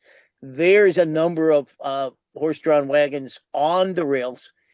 And at this point, there is a railroad track, a Pennsylvania railroad track, between the trolley tracks on Liberty Avenue.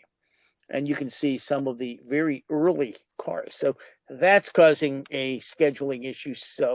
And then you read about how more and more cars proliferate downtown. They're all over the place. They're parking badly.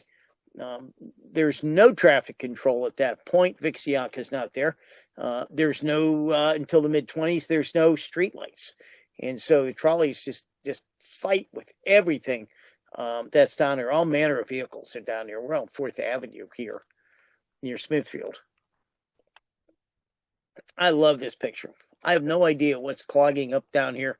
We're down at 7th Street. Downtown, this is Liberty Avenue.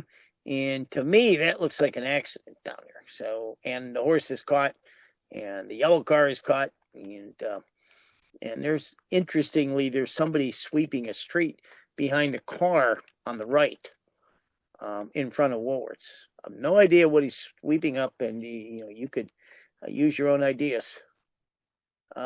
They also got delayed when they found each other. They would run off the tracks and hit buildings, certainly hit autos.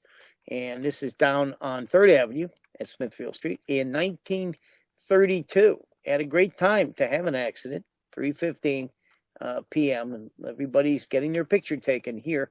And I think I used this again, and I'm so sorry. There it is. Anyway, no, wait, I'm going the wrong way. That's what I'm doing. So sorry. B. and Arnold was a transit engineer in 1910. He was commissioned to do a report on the Pittsburgh railways and what were their problems. When you look at pictures, I'm not surprised. Dilapidated paving, and it needed a lot of track rehabilitation. The cars were worn out. The style was obsolete because they all looked like the 1890s cars. Many of them were. The terrible power plant equipment. They said it doesn't even justify using it anymore, And eventually, of course, they would buy power from Duquesne Light. Inadequate car houses. And again, they were still using, in a number of cases, the 1890s car houses, which were designed for single truck cars. And they did have still many single truck cars. They had bridges and trestles, need of replacement, and many of them were wood. Wire needed replacement. I mean, he said you could spend millions of dollars right away, and that's great. And he also criticized the routings. that some areas were getting better service, but they didn't need that service. Others that needed service or bigger cars, longer cars, weren't getting it. And he recommended an entirely new routing system. We're on Carson Street down here. And he pointed out what we talked about before, that the underliers in 1910, their guaranteed rentals were far too high. If you take a look at the income that the company is taking in, they were basing the money that was coming in on the fact that the high rate of return and the low rate of expenses were going to continue. And of course, after the Depression, the first Depression in the early 1900s, that wasn't happening. Costs continued to go up. There was no depreciation account. The renewals were being charged to the capital account. And so you needed to bring money in rather than put money aside. That hadn't happened. And the demands for new service, the capitalization needed to be reduced is what this report said. Here we are looking at Station Square, 2 cars passing. And take a look at, that's a parking lot today, and apartments and hotels. Interestingly, take a look at all the tracks here. Probably a team track yard, where wagons, drays would come in and unload the boxcars. The franchises, he criticized the perpetual franchises. He said you can't renegotiate these terms. I mean, they're already there. So, and the underliers are saying, well, we need to overcapitalize because we got these franchises you can never take away. So, and the community is just totally, in the city too, are totally torqued. You can't regulate fares. For one thing, the company needs more than 5 cents. You can't change it. Now, there's a whole story on this, and we don't have a lot of time. But just to know that rapid transit never came to Pittsburgh. Between 1906 and 1975, $12 million roughly are spent on nearly 70 studies to conduct rapid transit systems, both elevated and underground, certainly underground downtown, to various densely populated areas of the city. And in fact, there was a company called the Pittsburgh Subway Company, and they proposed that in 1906. They talked about a subway, believe it or not, there it is, going to the north side. Remember all the fighting about going to the north side when the T went over there. And it was supposed to go out to Wilkinsburg, definitely through Oakland, definitely East Liberty. And that was defeated in 1913 because the city wanted control of the subway. And of course, this was private business that was going to build it. And the squabbling just continued right through the 20s.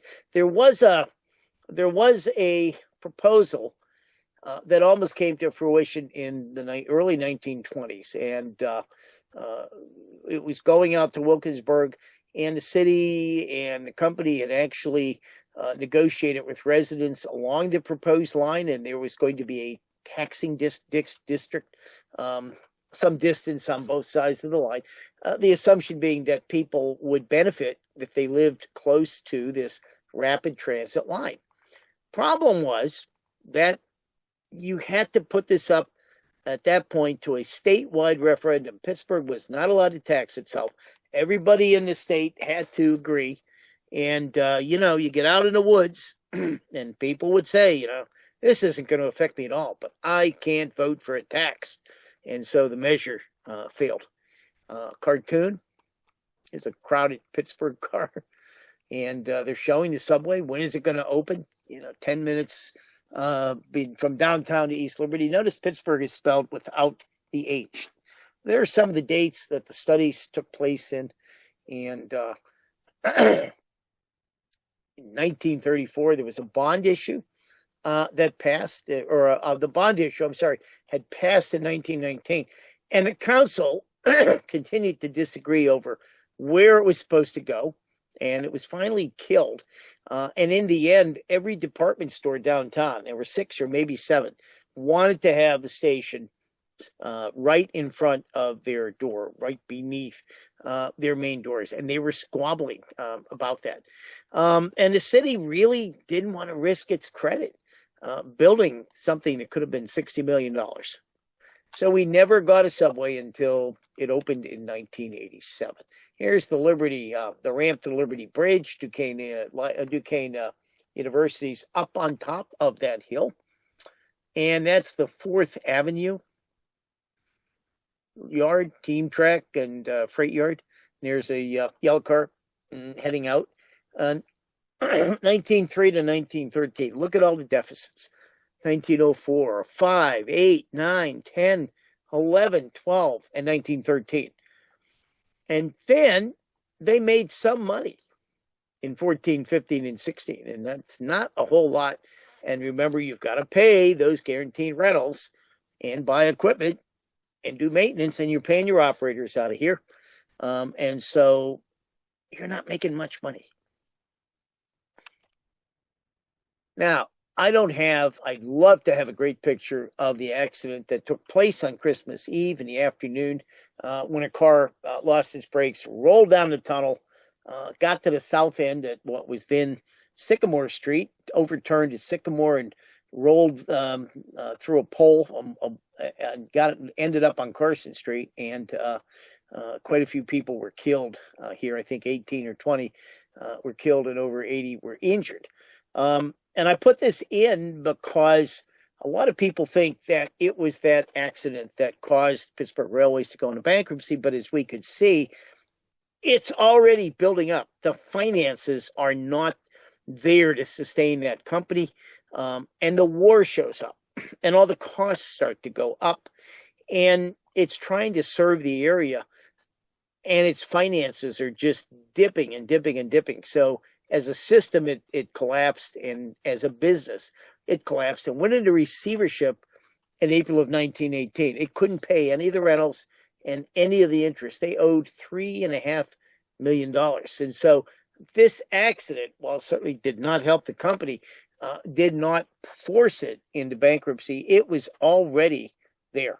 Monthly ridership, as you can see, it's huge. And look, in 1918, revenues were up 67,000 and extra costs were up 11.3 million. I mean, how do you run a business like that? And the taxes went up too, over $50,000. And there were wage issues going on with the operators. And in fact, the crews refused to operate additional rush hour service because they said they weren't being paid enough. So at one point they were winding up with less than 200 or 200 less cars than they needed on the street. It's over the north side at Lake Object Street. And then that year there was a coal shortage. And in fact, they were told to cut your service by 20% and turn the heat off in the rush hour. 54 or 5 days of nasty weather, just, one bad thing after another. And of course, Duquesne Light is being charged more to produce electricity. Duquesne Light is another Philadelphia company, but it's charging Pittsburgh Railways that extra money. Here we are on the hill on Penn Avenue. There was the president, Frank Phillips. He was an engineer at one time, and he just talked about how the cost of labor and the lack of labor and the material costs and actually the lack of material came in. And he said they were buying material and accepting it that they would normally have never, ever accepted. They tried to get a cash fare from 5 to 6 cents in December. And the politicians just jumped all over them. The newspaper said the increase was a fair gouge, and they didn't get it. Now, a lot of us know this. A lot of us have seen this. A very famous picture, Carson Street. And but just to show you that not everybody rode a streetcar or an automobile, for that matter, in 1923. The horse car was still running on Sarah Street, and it was a street that paralleled Carson Street. And as long as that car ran, some company couldn't grab the franchise and put a bus. So, the Railways was not unhappy to run this. And finally, the operator was 78 years old and said, I've had enough of this. So the horse car finally went away. Their receivership lasted from April of 1918 to March of 24. And there was a lot of back and forth going on. How do we get rid of the underliers? A company employed engineers to actually determine the physical cost of reproducing the property. And it did not include the cost of dead horses and cable cars that had long since gone. It was just, what does it cost and what would the company be worth? They said it was $62.5 million. Some of the underliers weren't happy. However, they could not get rid of over 100 of the underliers, and that meant $156 million in overcapitalized stocks and bonds. They had them before they went into receivership, and they're still saddled with this debt when they come out of receivership. So we're looking on Penn Avenue, and Negley is right behind some of those cars. And they get from local banks as part of the wheeling and dealing $6 million of new capital from short-term debt securities. They spend $2 million of it, and then the money they're making out of the fare box to renew their system. So it would be track and overhead, approved car houses. $4 million goes to new streetcars, and the Philadelphia company, they're getting dividends from Pittsburgh Railways. They reinvest it so the railways can continue to improve. So between 24 and 1933, $10 million are going to be spent on almost 250 miles of track and overhead while renewals. And they're also trying to, put in as many efficient operation as possible. They put in the daily, weekly, and Sunday passes. They institute passes, which I don't know if it brought in a lot of revenue, but it certainly would increase the riding. Here we are in 2nd Avenue. You guys don't recognize it today. 2nd Avenue and the Parkway is sitting here, and that's the Baltimore and Ohio Railroad coming from their station. And the court says, it's okay, you're not paying your fixed charges. That's fine. And they take that money, and the railways did, and they renewed another 132 miles of track. And some of the inclines were owned by Pittsburgh Railways. Bridges, car housing. And so they were still replacing, all through the 20s, four-wheel cars. The fare goes in June of 20 to 8 1/3 cents. It's going to stay that way for quite a while. Penn Avenue in East Liberty, the safety islands, and you see automobiles. And this is really something that starts in the early 1920s. You see more and more of them. Mostly they're middle-class suburbanites, but some local residents will find money as well. And you're still using the trolley to go to work. But these automobiles are now being used short trips in the evening, on the weekend, in the midday. And so these streetcar operations are starting to run with empty seats during those periods of time. They can't expand the tracks into new neighborhoods. There's no rapid transit to offer for fast service. And so trolleys are not becoming the most preferred way of traveling anymore.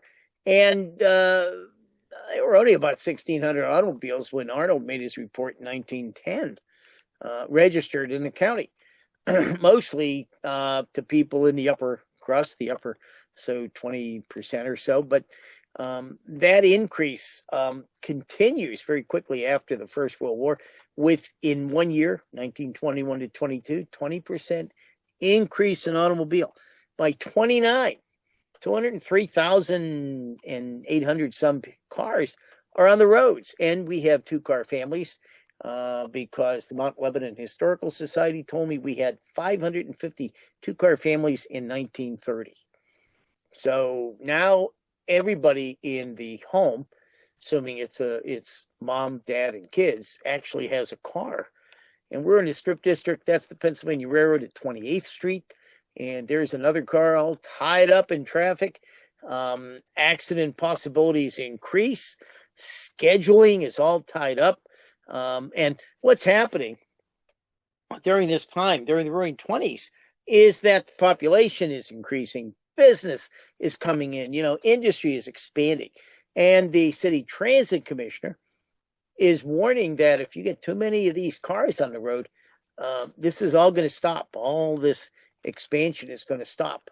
Booth and Flynn, Flynn's still there, getting the Liberty Tunnel contract in 1919, and we're standing on the Library/Washington and Urban looking south on Liberty Avenue. And the bores are complete about 1922. It takes until 1924 to open them, $6 million. And the Liberty Bridge on the other side of Mount Washington won't open for 4 more years. So I can only imagine the transit congestion of everybody trying to get on the McCardle Roadway and down onto Arlington Avenue and Carson Street. Must have been a mess. But what was starting to happen is in the 20s is the auto infrastructure. Now, tax dollars are going into this type of extensive auto infrastructure. It'll continue on until the Depression.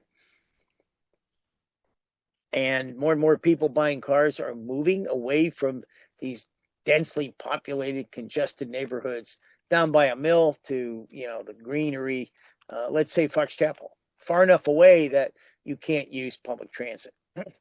And the ridership peaks before the company comes out of receivership. In 1923, it carries 279 people, and the ridership keeps going down and down slowly at first, very quickly after 1930.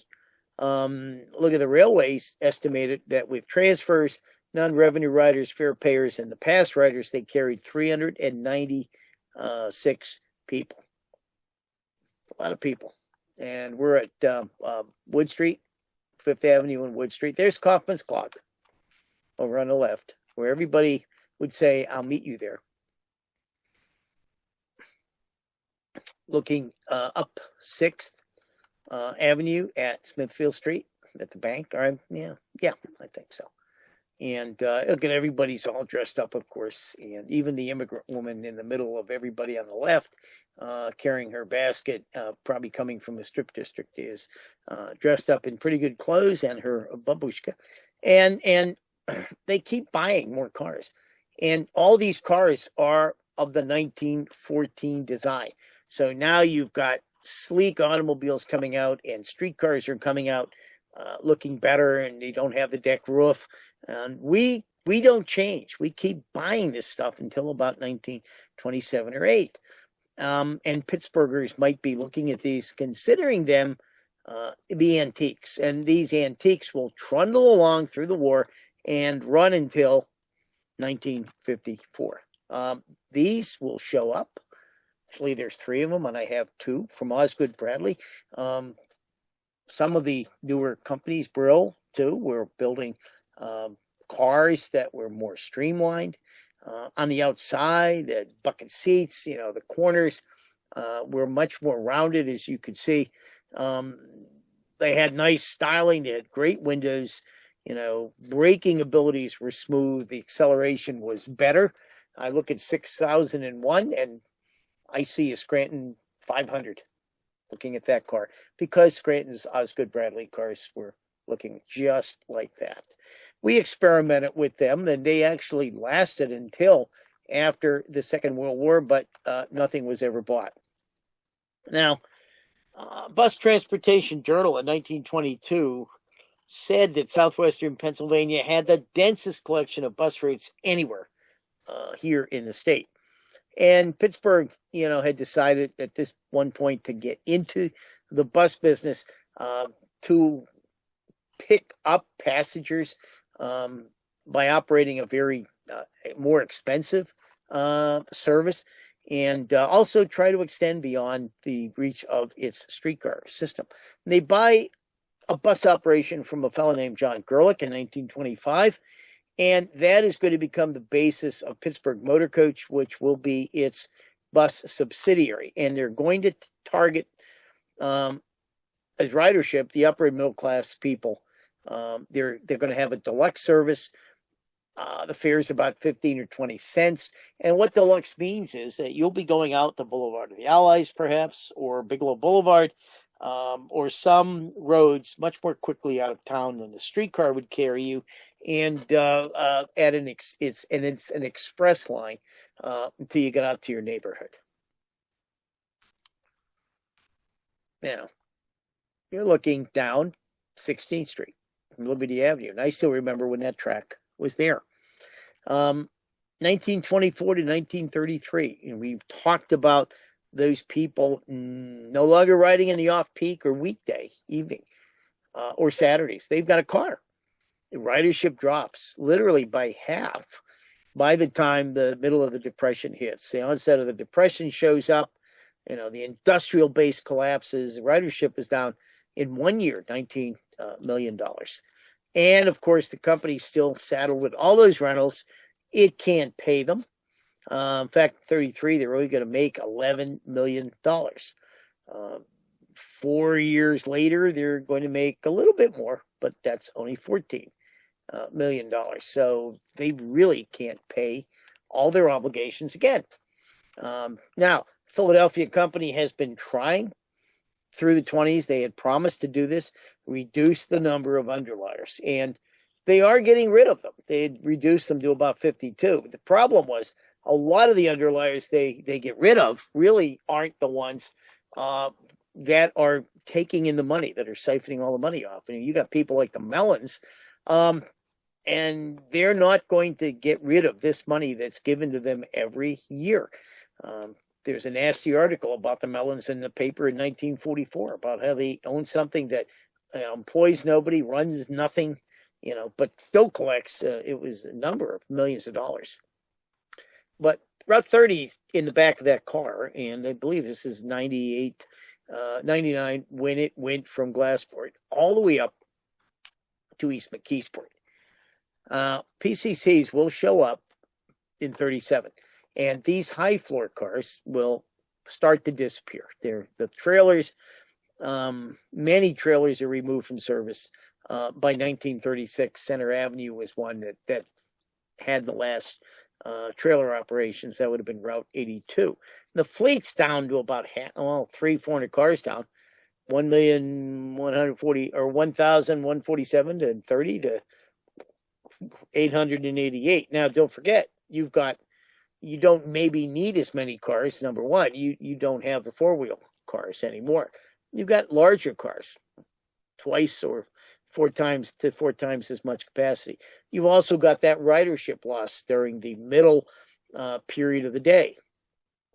And you've got riders starting to go via the systems buses or some of the other independents. Here's Turtle Creek. I don't think it looks this way again. They keep adding bus routes. They are starting to convert the marginal car lines in the 30s, the shuttles, the car lines that don't really carry enough people. Now, the Public Service Commission will change, and the Public Utility Commission will be the company or the state organization, the agency in charge of hearing transit cases, and they're going to grant a lot of rights to suburban-based bus companies, and even where the bus companies parallel the streetcar lines. And so in some cases, there's a lot of nasty competition. I remember up in Brookline, where I live, Route 39, somebody told me the Brentwood Motor came through there as well, and nobody knew what the schedule was because the railways and the bus company were always changing the schedule in order to get their vehicle in front of the other. So this went on as well. Here's the PCC that, as we all know, begun design with a meeting in 1929 about what do you do with all the ridership loss as a whole. And Pittsburgh Railways was one of the companies that contributed a lot of its manpower, resources, and money to developing a new car. They thought the new car would help them out of their financial slump, provide faster service. Here's Car 100, which shows up in 1936 in July. ahead of the Brooklyn fleet, which may not have been delivered till October. So we have the individual car. Hey, Kristen, go get on. That's up there by the Dennis Theater. Yeah, it looks pretty similar. It's the demonstrator, and well, it's foggy, you know, and it ran around downtown. People could get on and look at it. People could get on and ride it, and then they ran it around to a lot of neighborhoods that they thought were losing ridership. So Highland Park, as an example, within the city. McKeesport. Anybody who saw my McKeesport show knows that was full of people and full of activity. And they were losing ridership out of places like that. So they brought the car down there and would eventually put it into service on Mount Lebanon. Here's a inside, beautiful car. You know, no exposed wiring, no exposed piping, comfortable seats, a lot of room, great lighting. And here they are downtown, coming right around the block, couple blocks. And it enters service January 28th, 1937 as a single car. Here are the 300 cars coming in separate orders in 37, and Squirrel Hill routes certainly are going to get them. Again, affluent neighborhoods. They'll get about 37 or 40 of those cars. And you can't run rush hours with these cars. You can do the base service, certainly the evening service, but in the rush hours, you bring out all the old yellow junk. This is down by Beeler Street. That's Carnegie Mellon, over on my right, or part of it, looking out Forbes Avenue toward Squirrel Hill. Here's a car, brand fairly new, 39, coming down the West Liberty ramp, which was a trolley ramp. Now it's a bus ramp. And the Port Authority / Pittsburgh Regional Transit continues to use it. Opened up for buses in 1977. The twin coach, you know, had some discussions with, at one point, Pittsburgh Railways about installing trolley buses. And Pittsburgh Railways was losing money in the West End. They would continue to do that. And so both in 36 and 48, they were investigating that. So Twin Coach put up a loop downtown, grabbed a bus from an order that was going to Youngstown, and had a demonstration downtown. And there, of course, is right there at Grant and Liberty, and there's a white tower behind the back of the bus. But Pittsburgh Railways really put its faith in the PCCs, and so the trolley bus never, ever came. They're having a fight with the operators. Of course, they can't pay out their fixed charges, and the operators want more money. They didn't even have money to make the payroll, so they voluntarily file bankruptcy on May 11th, 1938. They enter it, hoping to save money and try to change the conditions. And here we are in front of the Liberty Tunnels. Old car, new car. The interurban up behind those trees on the top. And I think this is a Sunday. The reason I think it's a Sunday is because this is typical on West Liberty Avenue, approaching the tunnels, and you see the streetcars stuck here at Pioneers, right beyond the bridge, and I'm on 51. They considered abandoning both Route 38, Mount Lebanon, Route 39, Brookline, because of this mess. Instead, county got involved here, and they built, there's 3 shots of them building a new ramp that would come off of Route 42, upper left picture, in the upper right corner, the 42 trolleys up there. And then they gave a painted private right-of-way for about a block when the trolleys came off, so that people would stay off the tracks. $347,000 project. And of course, it opened up in 39, right in time to participate in the war effort. And the oft-seen photo of the Arizona going up when it hit the magazine. And the economy, of course, had been recovering to a point anyway. As a neutral country, we sold war materials to the Allies for the most part. And then we joined the war in late 41. And the ridership soars because we have gas rationing. we have rubber tire rationing, all rubber rationing, and people are forced back into the streetcars. The last hurrah, and they're running their cars into the ground on a 24/7 basis. PCCs. There are speeded up low floor cars. They took about 400 low floor cars during the 30s in order to allow them to run with the PCCs and allow them to run faster schedules. They rewound the motors against Westinghouse's suggestions. Westinghouse said no, and there was a fire on the car every so often. But for the most part, they were very helpful, And the company during the war, now they say, well, we got to bring out the old stuff. They're hard to maintain. They're really beaten up. And they're all the low floor, low speed single enders that had been idled, unused since 1938.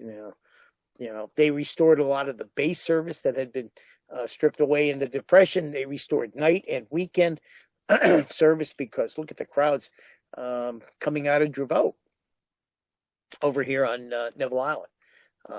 I know the shock of color will go back to black and white, but I got this slide. Somehow I wasn't bid against it, and the mill shots, the huge industrial base really shows up here in Pittsburgh. And they're going to be able to buy new cars during the war. They'll eventually get 566 by 1946. And this car is 1138. So if you want to ride it, come on down to the Pennsylvania Trolley Museum. That's all the J&L mill works on both sides of the Monongahela River. There are the PCCs running on the same street as the speeded up low floor cars. And this down around the library at Pitt, Bouquet Street. And of course, women are brought in here in 1944, and they can't get the number of people they need to run all the service. And the draft is going on, so a lot of men are being drafted out of the company if you're young enough, or you're competing with other industries who are probably paying more. Now, we never had the issue Philadelphia had with black operators and the Army coming in and taking over. That we would not get our first black operator till about 1955, and with none of the violence that occurred in Philadelphia. But they did start to bring in the women in July of 44, and they would be, of course, trained in the same way that all the male operators would have. They had to be able to do all this. And I know sometimes those ropes can be tough. We, unlike Philadelphia, who had no patriotic cars, we had about 22, all used on Route 22, which went from the north side through town up to about where the jail is. And everybody saw these cars. So this was a great route on which to advertise. And many of these ads were patriotic. And I think I've shown you these pictures before, but here's the picture with all women of all different ethnic nationalities in their native dress, your country's native dress, coming up and saying, we are all together, all of us different nationalities, that usually fought like hell and fought with religion and battered each other in the old country. We are joining together to support the war effort. Post-war ridership remains heavy for about 3 years because it takes a while to take a factory that's making tanks and Jeeps and convert it into a factory that's making something you or your wife might actually want to buy and use in the house. By 54, we only have streetcars. By the end of 54, only Pittsburgh, Philadelphia, and Johnstown will retain their rail cars. Of course, Philadelphia and Pittsburgh still has streetcar operations. Johnstown lost them in the 1960s. Here we are, old and new cars still running together. What looks like a nice evening in Pitt, Fifth Avenue. And as I've said probably before, how many of these young men might have been soldiers during the war, because you were 18 and 19 and you were fighting in Germany or in the Pacific. You were very young. Now, you know, there's the PCCs. This is definitely a rush hour. Number one, I can tell by the sun that's setting in the west. But look at all the yellow cars that are out there alongside the PCCs. Now, this is a 1700. 100 of those would arrive in 1949. Railways had cash. They were still in bankruptcy. They were still holding on to a lot of money. They did not have to pay all of those fixed charges. And they would buy 100 of these. 25 would be built especially modified to run on the interurban lines. This is the Route 67 car coming off the Rankin Bridge. So that is the Rankin Mill there. It's out of a newspaper from our archive. And the automobile industry retools. And here's all that fancy stuff, streamlined styling. Look at the chrome. Come and get your family into one of these. The city wasn't very happy to see another 100 streetcars showing up to begin with. And all these automobiles start piling in downtown. And we're looking at the old Wabash station, and that is fire damage. It was burning during the war. Stanwyck Street, I'm looking down Stanwyck's at Liberty Avenue, and it's a fight for space with all of these automobiles showing up. And the small towns, whose roads were not very big to begin with, are facing the same kind of nonsense. This McKeesport, I've used this shop before, but it's always worth looking at, as cars on the right are trying to get around this guy who's probably jammed up against that nice, new, snazzy automobile. Narrow streets in Pittsburgh with the extra automobiles, they've always made operations more expensive, more power consumption, routes that you have to, routes that are going all over the place to try to reach an area on the top circumventing routes. Here we are down on Lowry Street up in Troy Hill. And it's a narrow street. And I believe this is a passing siding. Troy Hill had an incline at one time. This is definitely on Lowry Street. I went up there to look for this, and some of the buildings on the left were there. And all those fancy buildings with the towers, all gone. All of that is gone.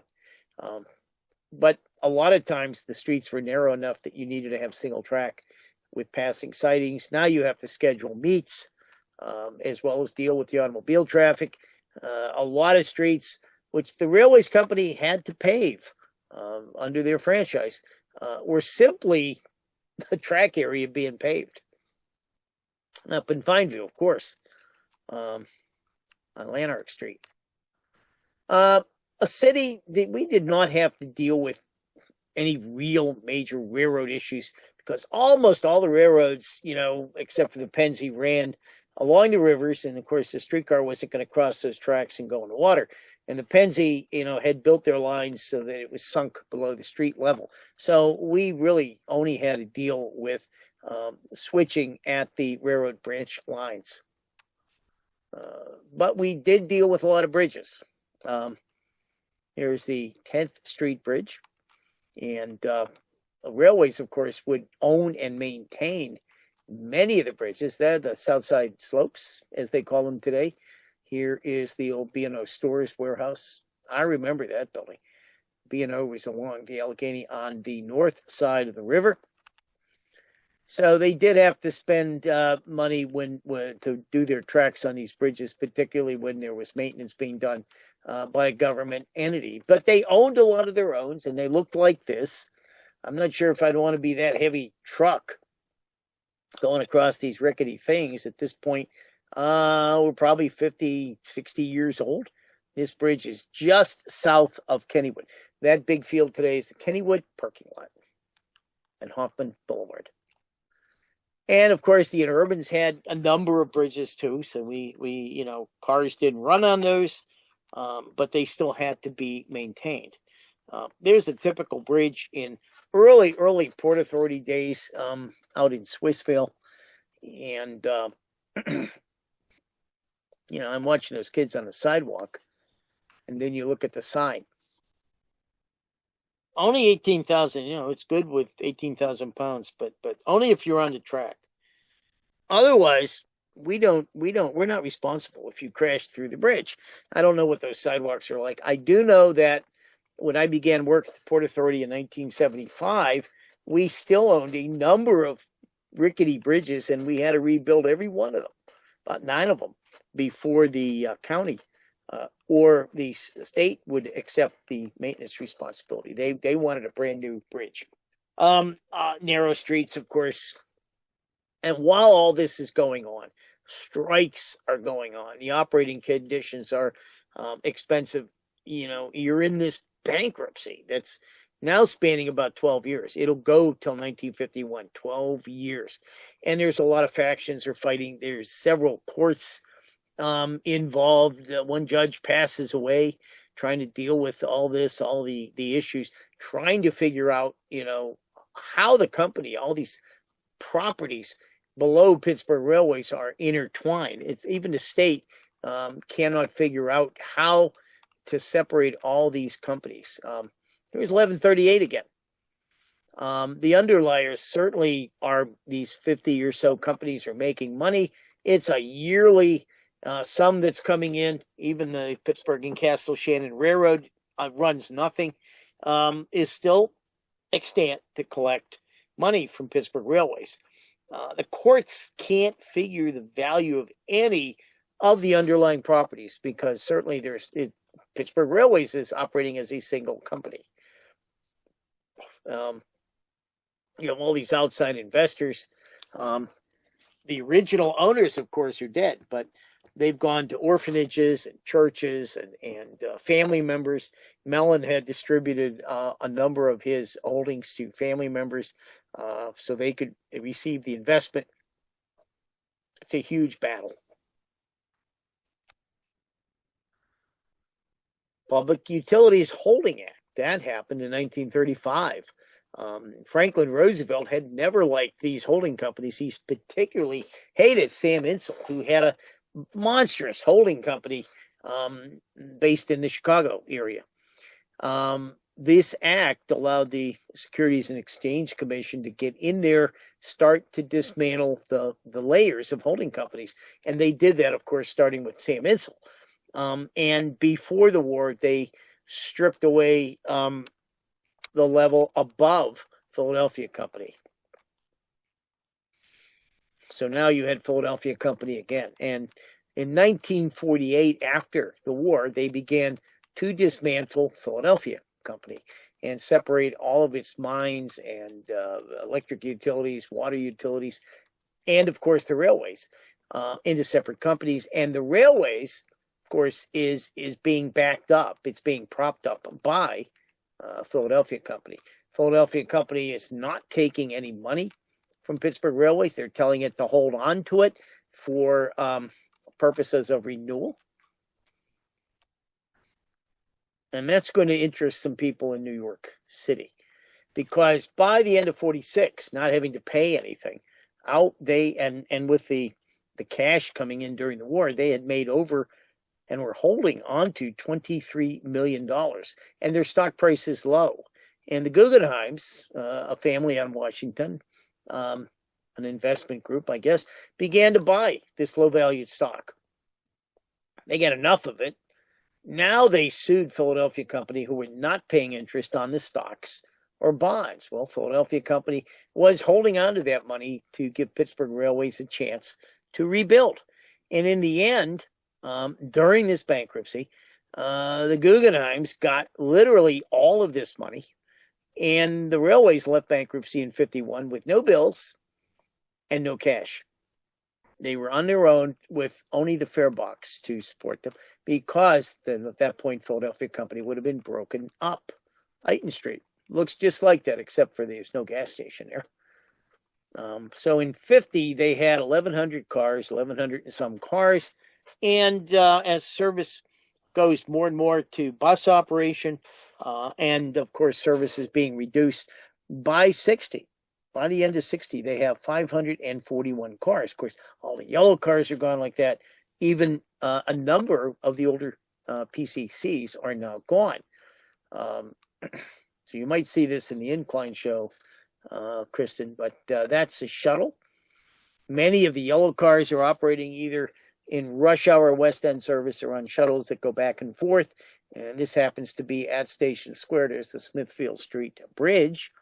And they start getting rid of these shuttle lines. They become bus operations, or they get rid of the line altogether because the financial conditions are certainly worsening. The interurban is going to go away. Here's 1711, which we all know exists happily at the Pennsylvania Trolley Museum. And this is Ed Miller out there in 52, trying to cover the line before both it and Washington are abandoned. And in June 27th of 53, the Charleroi line is going to go.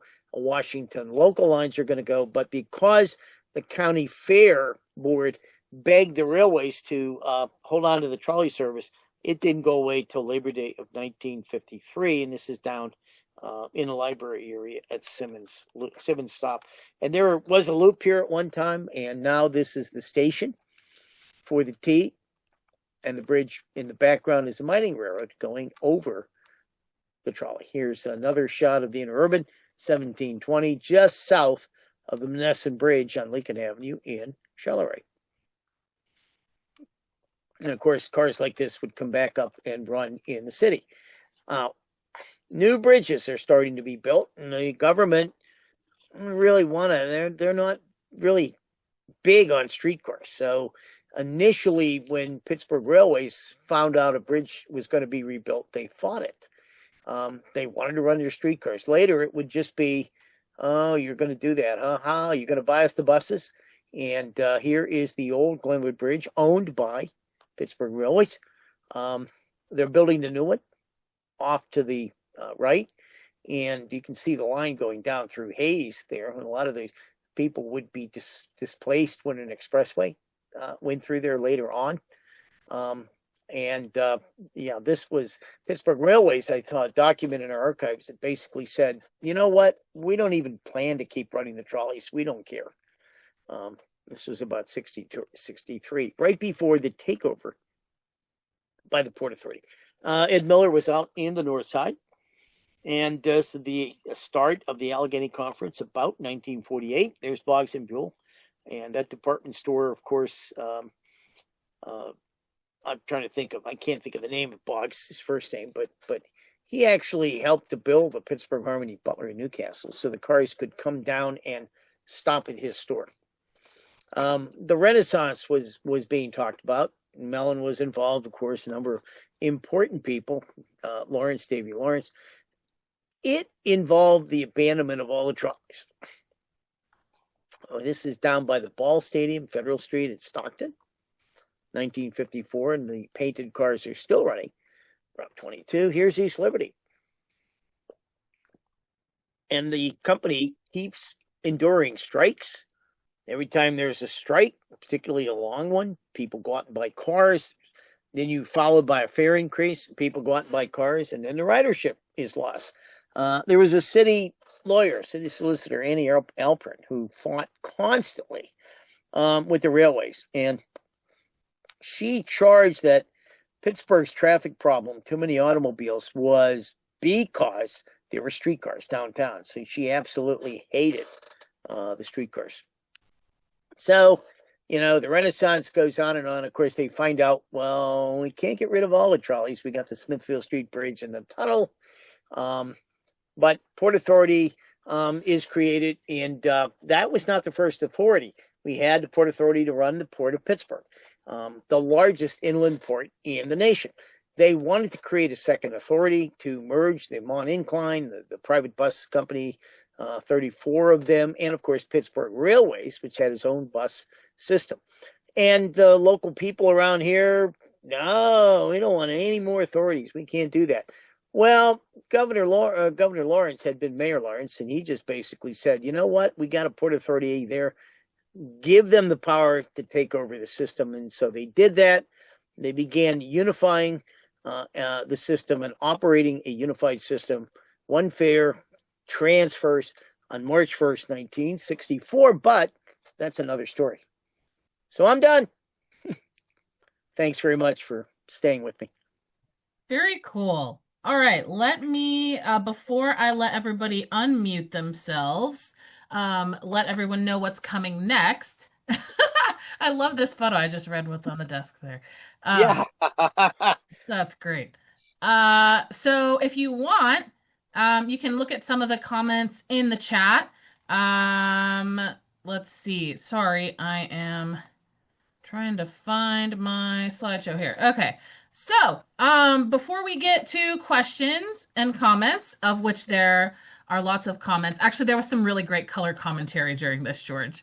Oh, oh. Yeah, like good information and also like funny like comments that spurred like really funny comments. Can you So print me a copy? yeah, I'll send you it. But yeah, we have another Trolleyology, October 29th. Bob Wright, let me know if this doesn't work for you, but we emailed back and forth about part 2 of the Patco presentation being October 29th, which I believe is actually a Wednesday. So I will send out a program announcement once we have that all set up, but mark your calendars. And I do want to thank everybody for joining us today. Oh, good. Bob says that date is good for him. And thank you again to those of you who donated. If you would like to support the museum, you can go to patrolley.org/support. We just had our big WCCF Gives Day fundraiser, which was very successful. So, yeah. So let me leave this up and get to some of these questions. There was one that did not that did not get answered, I don't think. Oh, it's so far back though. I'm trying to find it. A question about, let's see, there was some discussion of PCCs, if they ever were built for air conditioning. Oh, okay. So, Yorkman Lowe says the last horse car line, which ended in 1923-24, you showed a photo of it. Was it part of Pittsburgh Railways or an independent operator? If independent, how did it stay afloat and avoid bankruptcy for so long? I assume that was the Sarah Street line, right? The horse car was part of Pittsburgh Railways. Okay. And they paid for it because if you're familiar with Southside, you have Carson Street. A block over is Sarah Street. And I remember working at Port Authority, we had a lot of, all our 51 buses went through there. By running that horse car line, and I mean, what do you really do? You pay the guy pennies, the horses have hay. You prevent anybody from grabbing the franchise on that street. A parallel street. Okay, that would have been competition.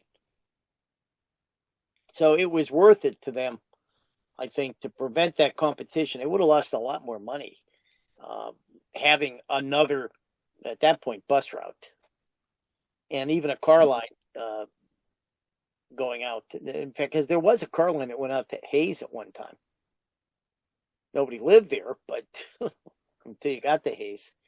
But they tried to prevent the competition, and that's why they kept running that car. Thank you. Trying to see. I know there was one question where I said I'm going to ask George at the end, and now I can't find it. If that was your question, I should have written it down. You're getting old, Kristen. It was a really good question. Trying to forget. Oh my gosh. I didn't know there would be so much interesting discussion. If that was your question, please pop in. I think it was actually Barry's question. Oh, I'm scrolling and I'm failing. And you should be able to unmute yourselves now if anyone would like to pose a question themselves. Hey, Krista, this is Barry. Oh, hi. Oh. Hey, hi. My question involved the financial statements themselves. Yes. One, do we have copies of these traction companies' financial statements, what we consider audited statements now that would get into payments of debt and maybe insight into were these payments, these negotiable documents, these loans, these debts, really arm length, or are they loaded higher than interest at the time for other non-related entities? I'm not sure what you mean. I know in a state, go over to the state library in Harrisburg.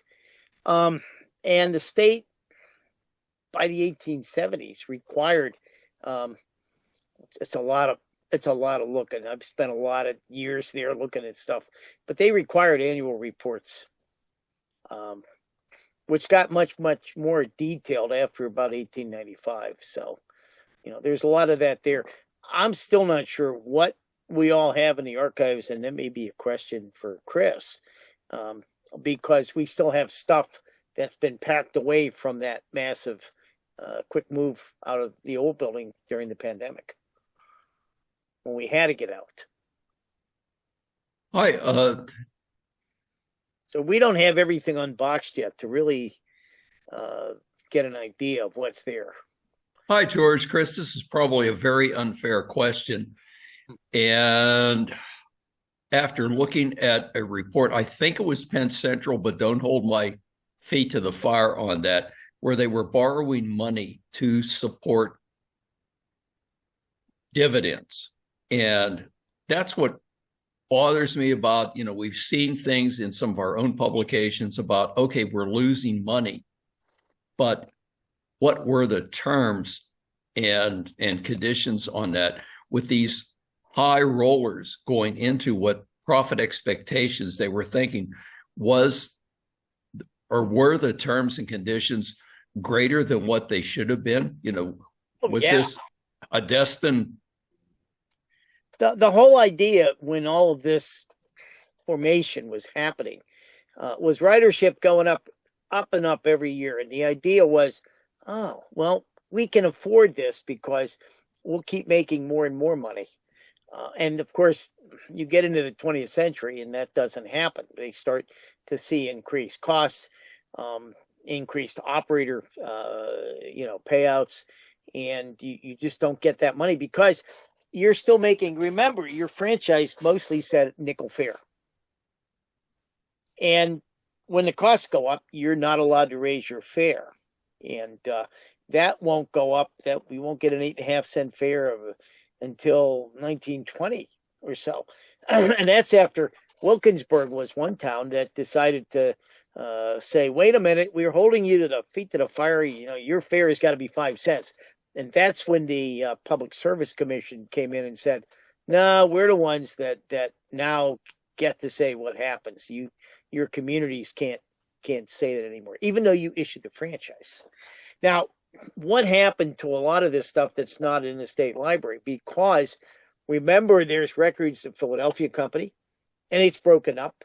And then over time, as Pittsburgh, I know guys used to tell me when I worked for the Port Authority that Pittsburgh Railways had a number of different offices, and they would consolidate them, obviously for cost savings, and stuff would get thrown away. And how many of those old financial records of horse car companies and cable companies, they looked at it and said, we don't need it. And how many of them got thrown away? The state's pretty good. I mean, you'd have to spend time, money in Harrisburg. But those reports are pretty interesting. Mm-hmm. There's just, and then when you get into the big giant printed volumes, I mean, they're huge. They're tiny print. And you need a magnifying glass to look at all of them and a ruler. But they become much more extensive. I think the days of transit companies making money are really over with. I don't think most companies were really making money after 1900, and there would be some good years, but there were bad years as well. And you never had the fare that you needed to, bring in enough money. Now, Philadelphia had the same organizational problem. They got rid of that all in 1940 after a 10-year fight with the underliers. How many transit organizations today are making money? None. That's right. None. That's Although people in Pittsburgh think that competition will bring it all back. But they're not corporations. They're transit authorities. They're all government operations.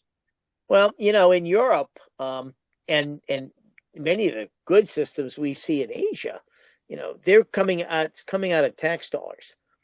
And You might live in Germany and all visitors will go over and, oh, I had hospital care and it was free. And, I ride real cheap on the railroad. And then I talked to a friend 10 years ago. He was here from Germany. And number one, he said, boy, he's a teacher in a university. I got promoted. I'm making 40,000 now. And he was paying about 65% of that in taxes to the government for these services that a visitor saw doesn't realize it. Then, we could probably have a lot of services too if that tax money was charged and collected and used properly.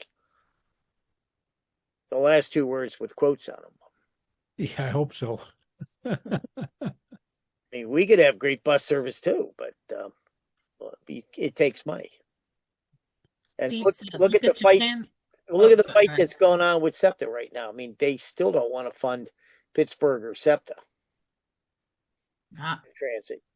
I was on a Metrolink train the other day at the downtown Burbank train station, and there was a Metro bus there that said free fares today.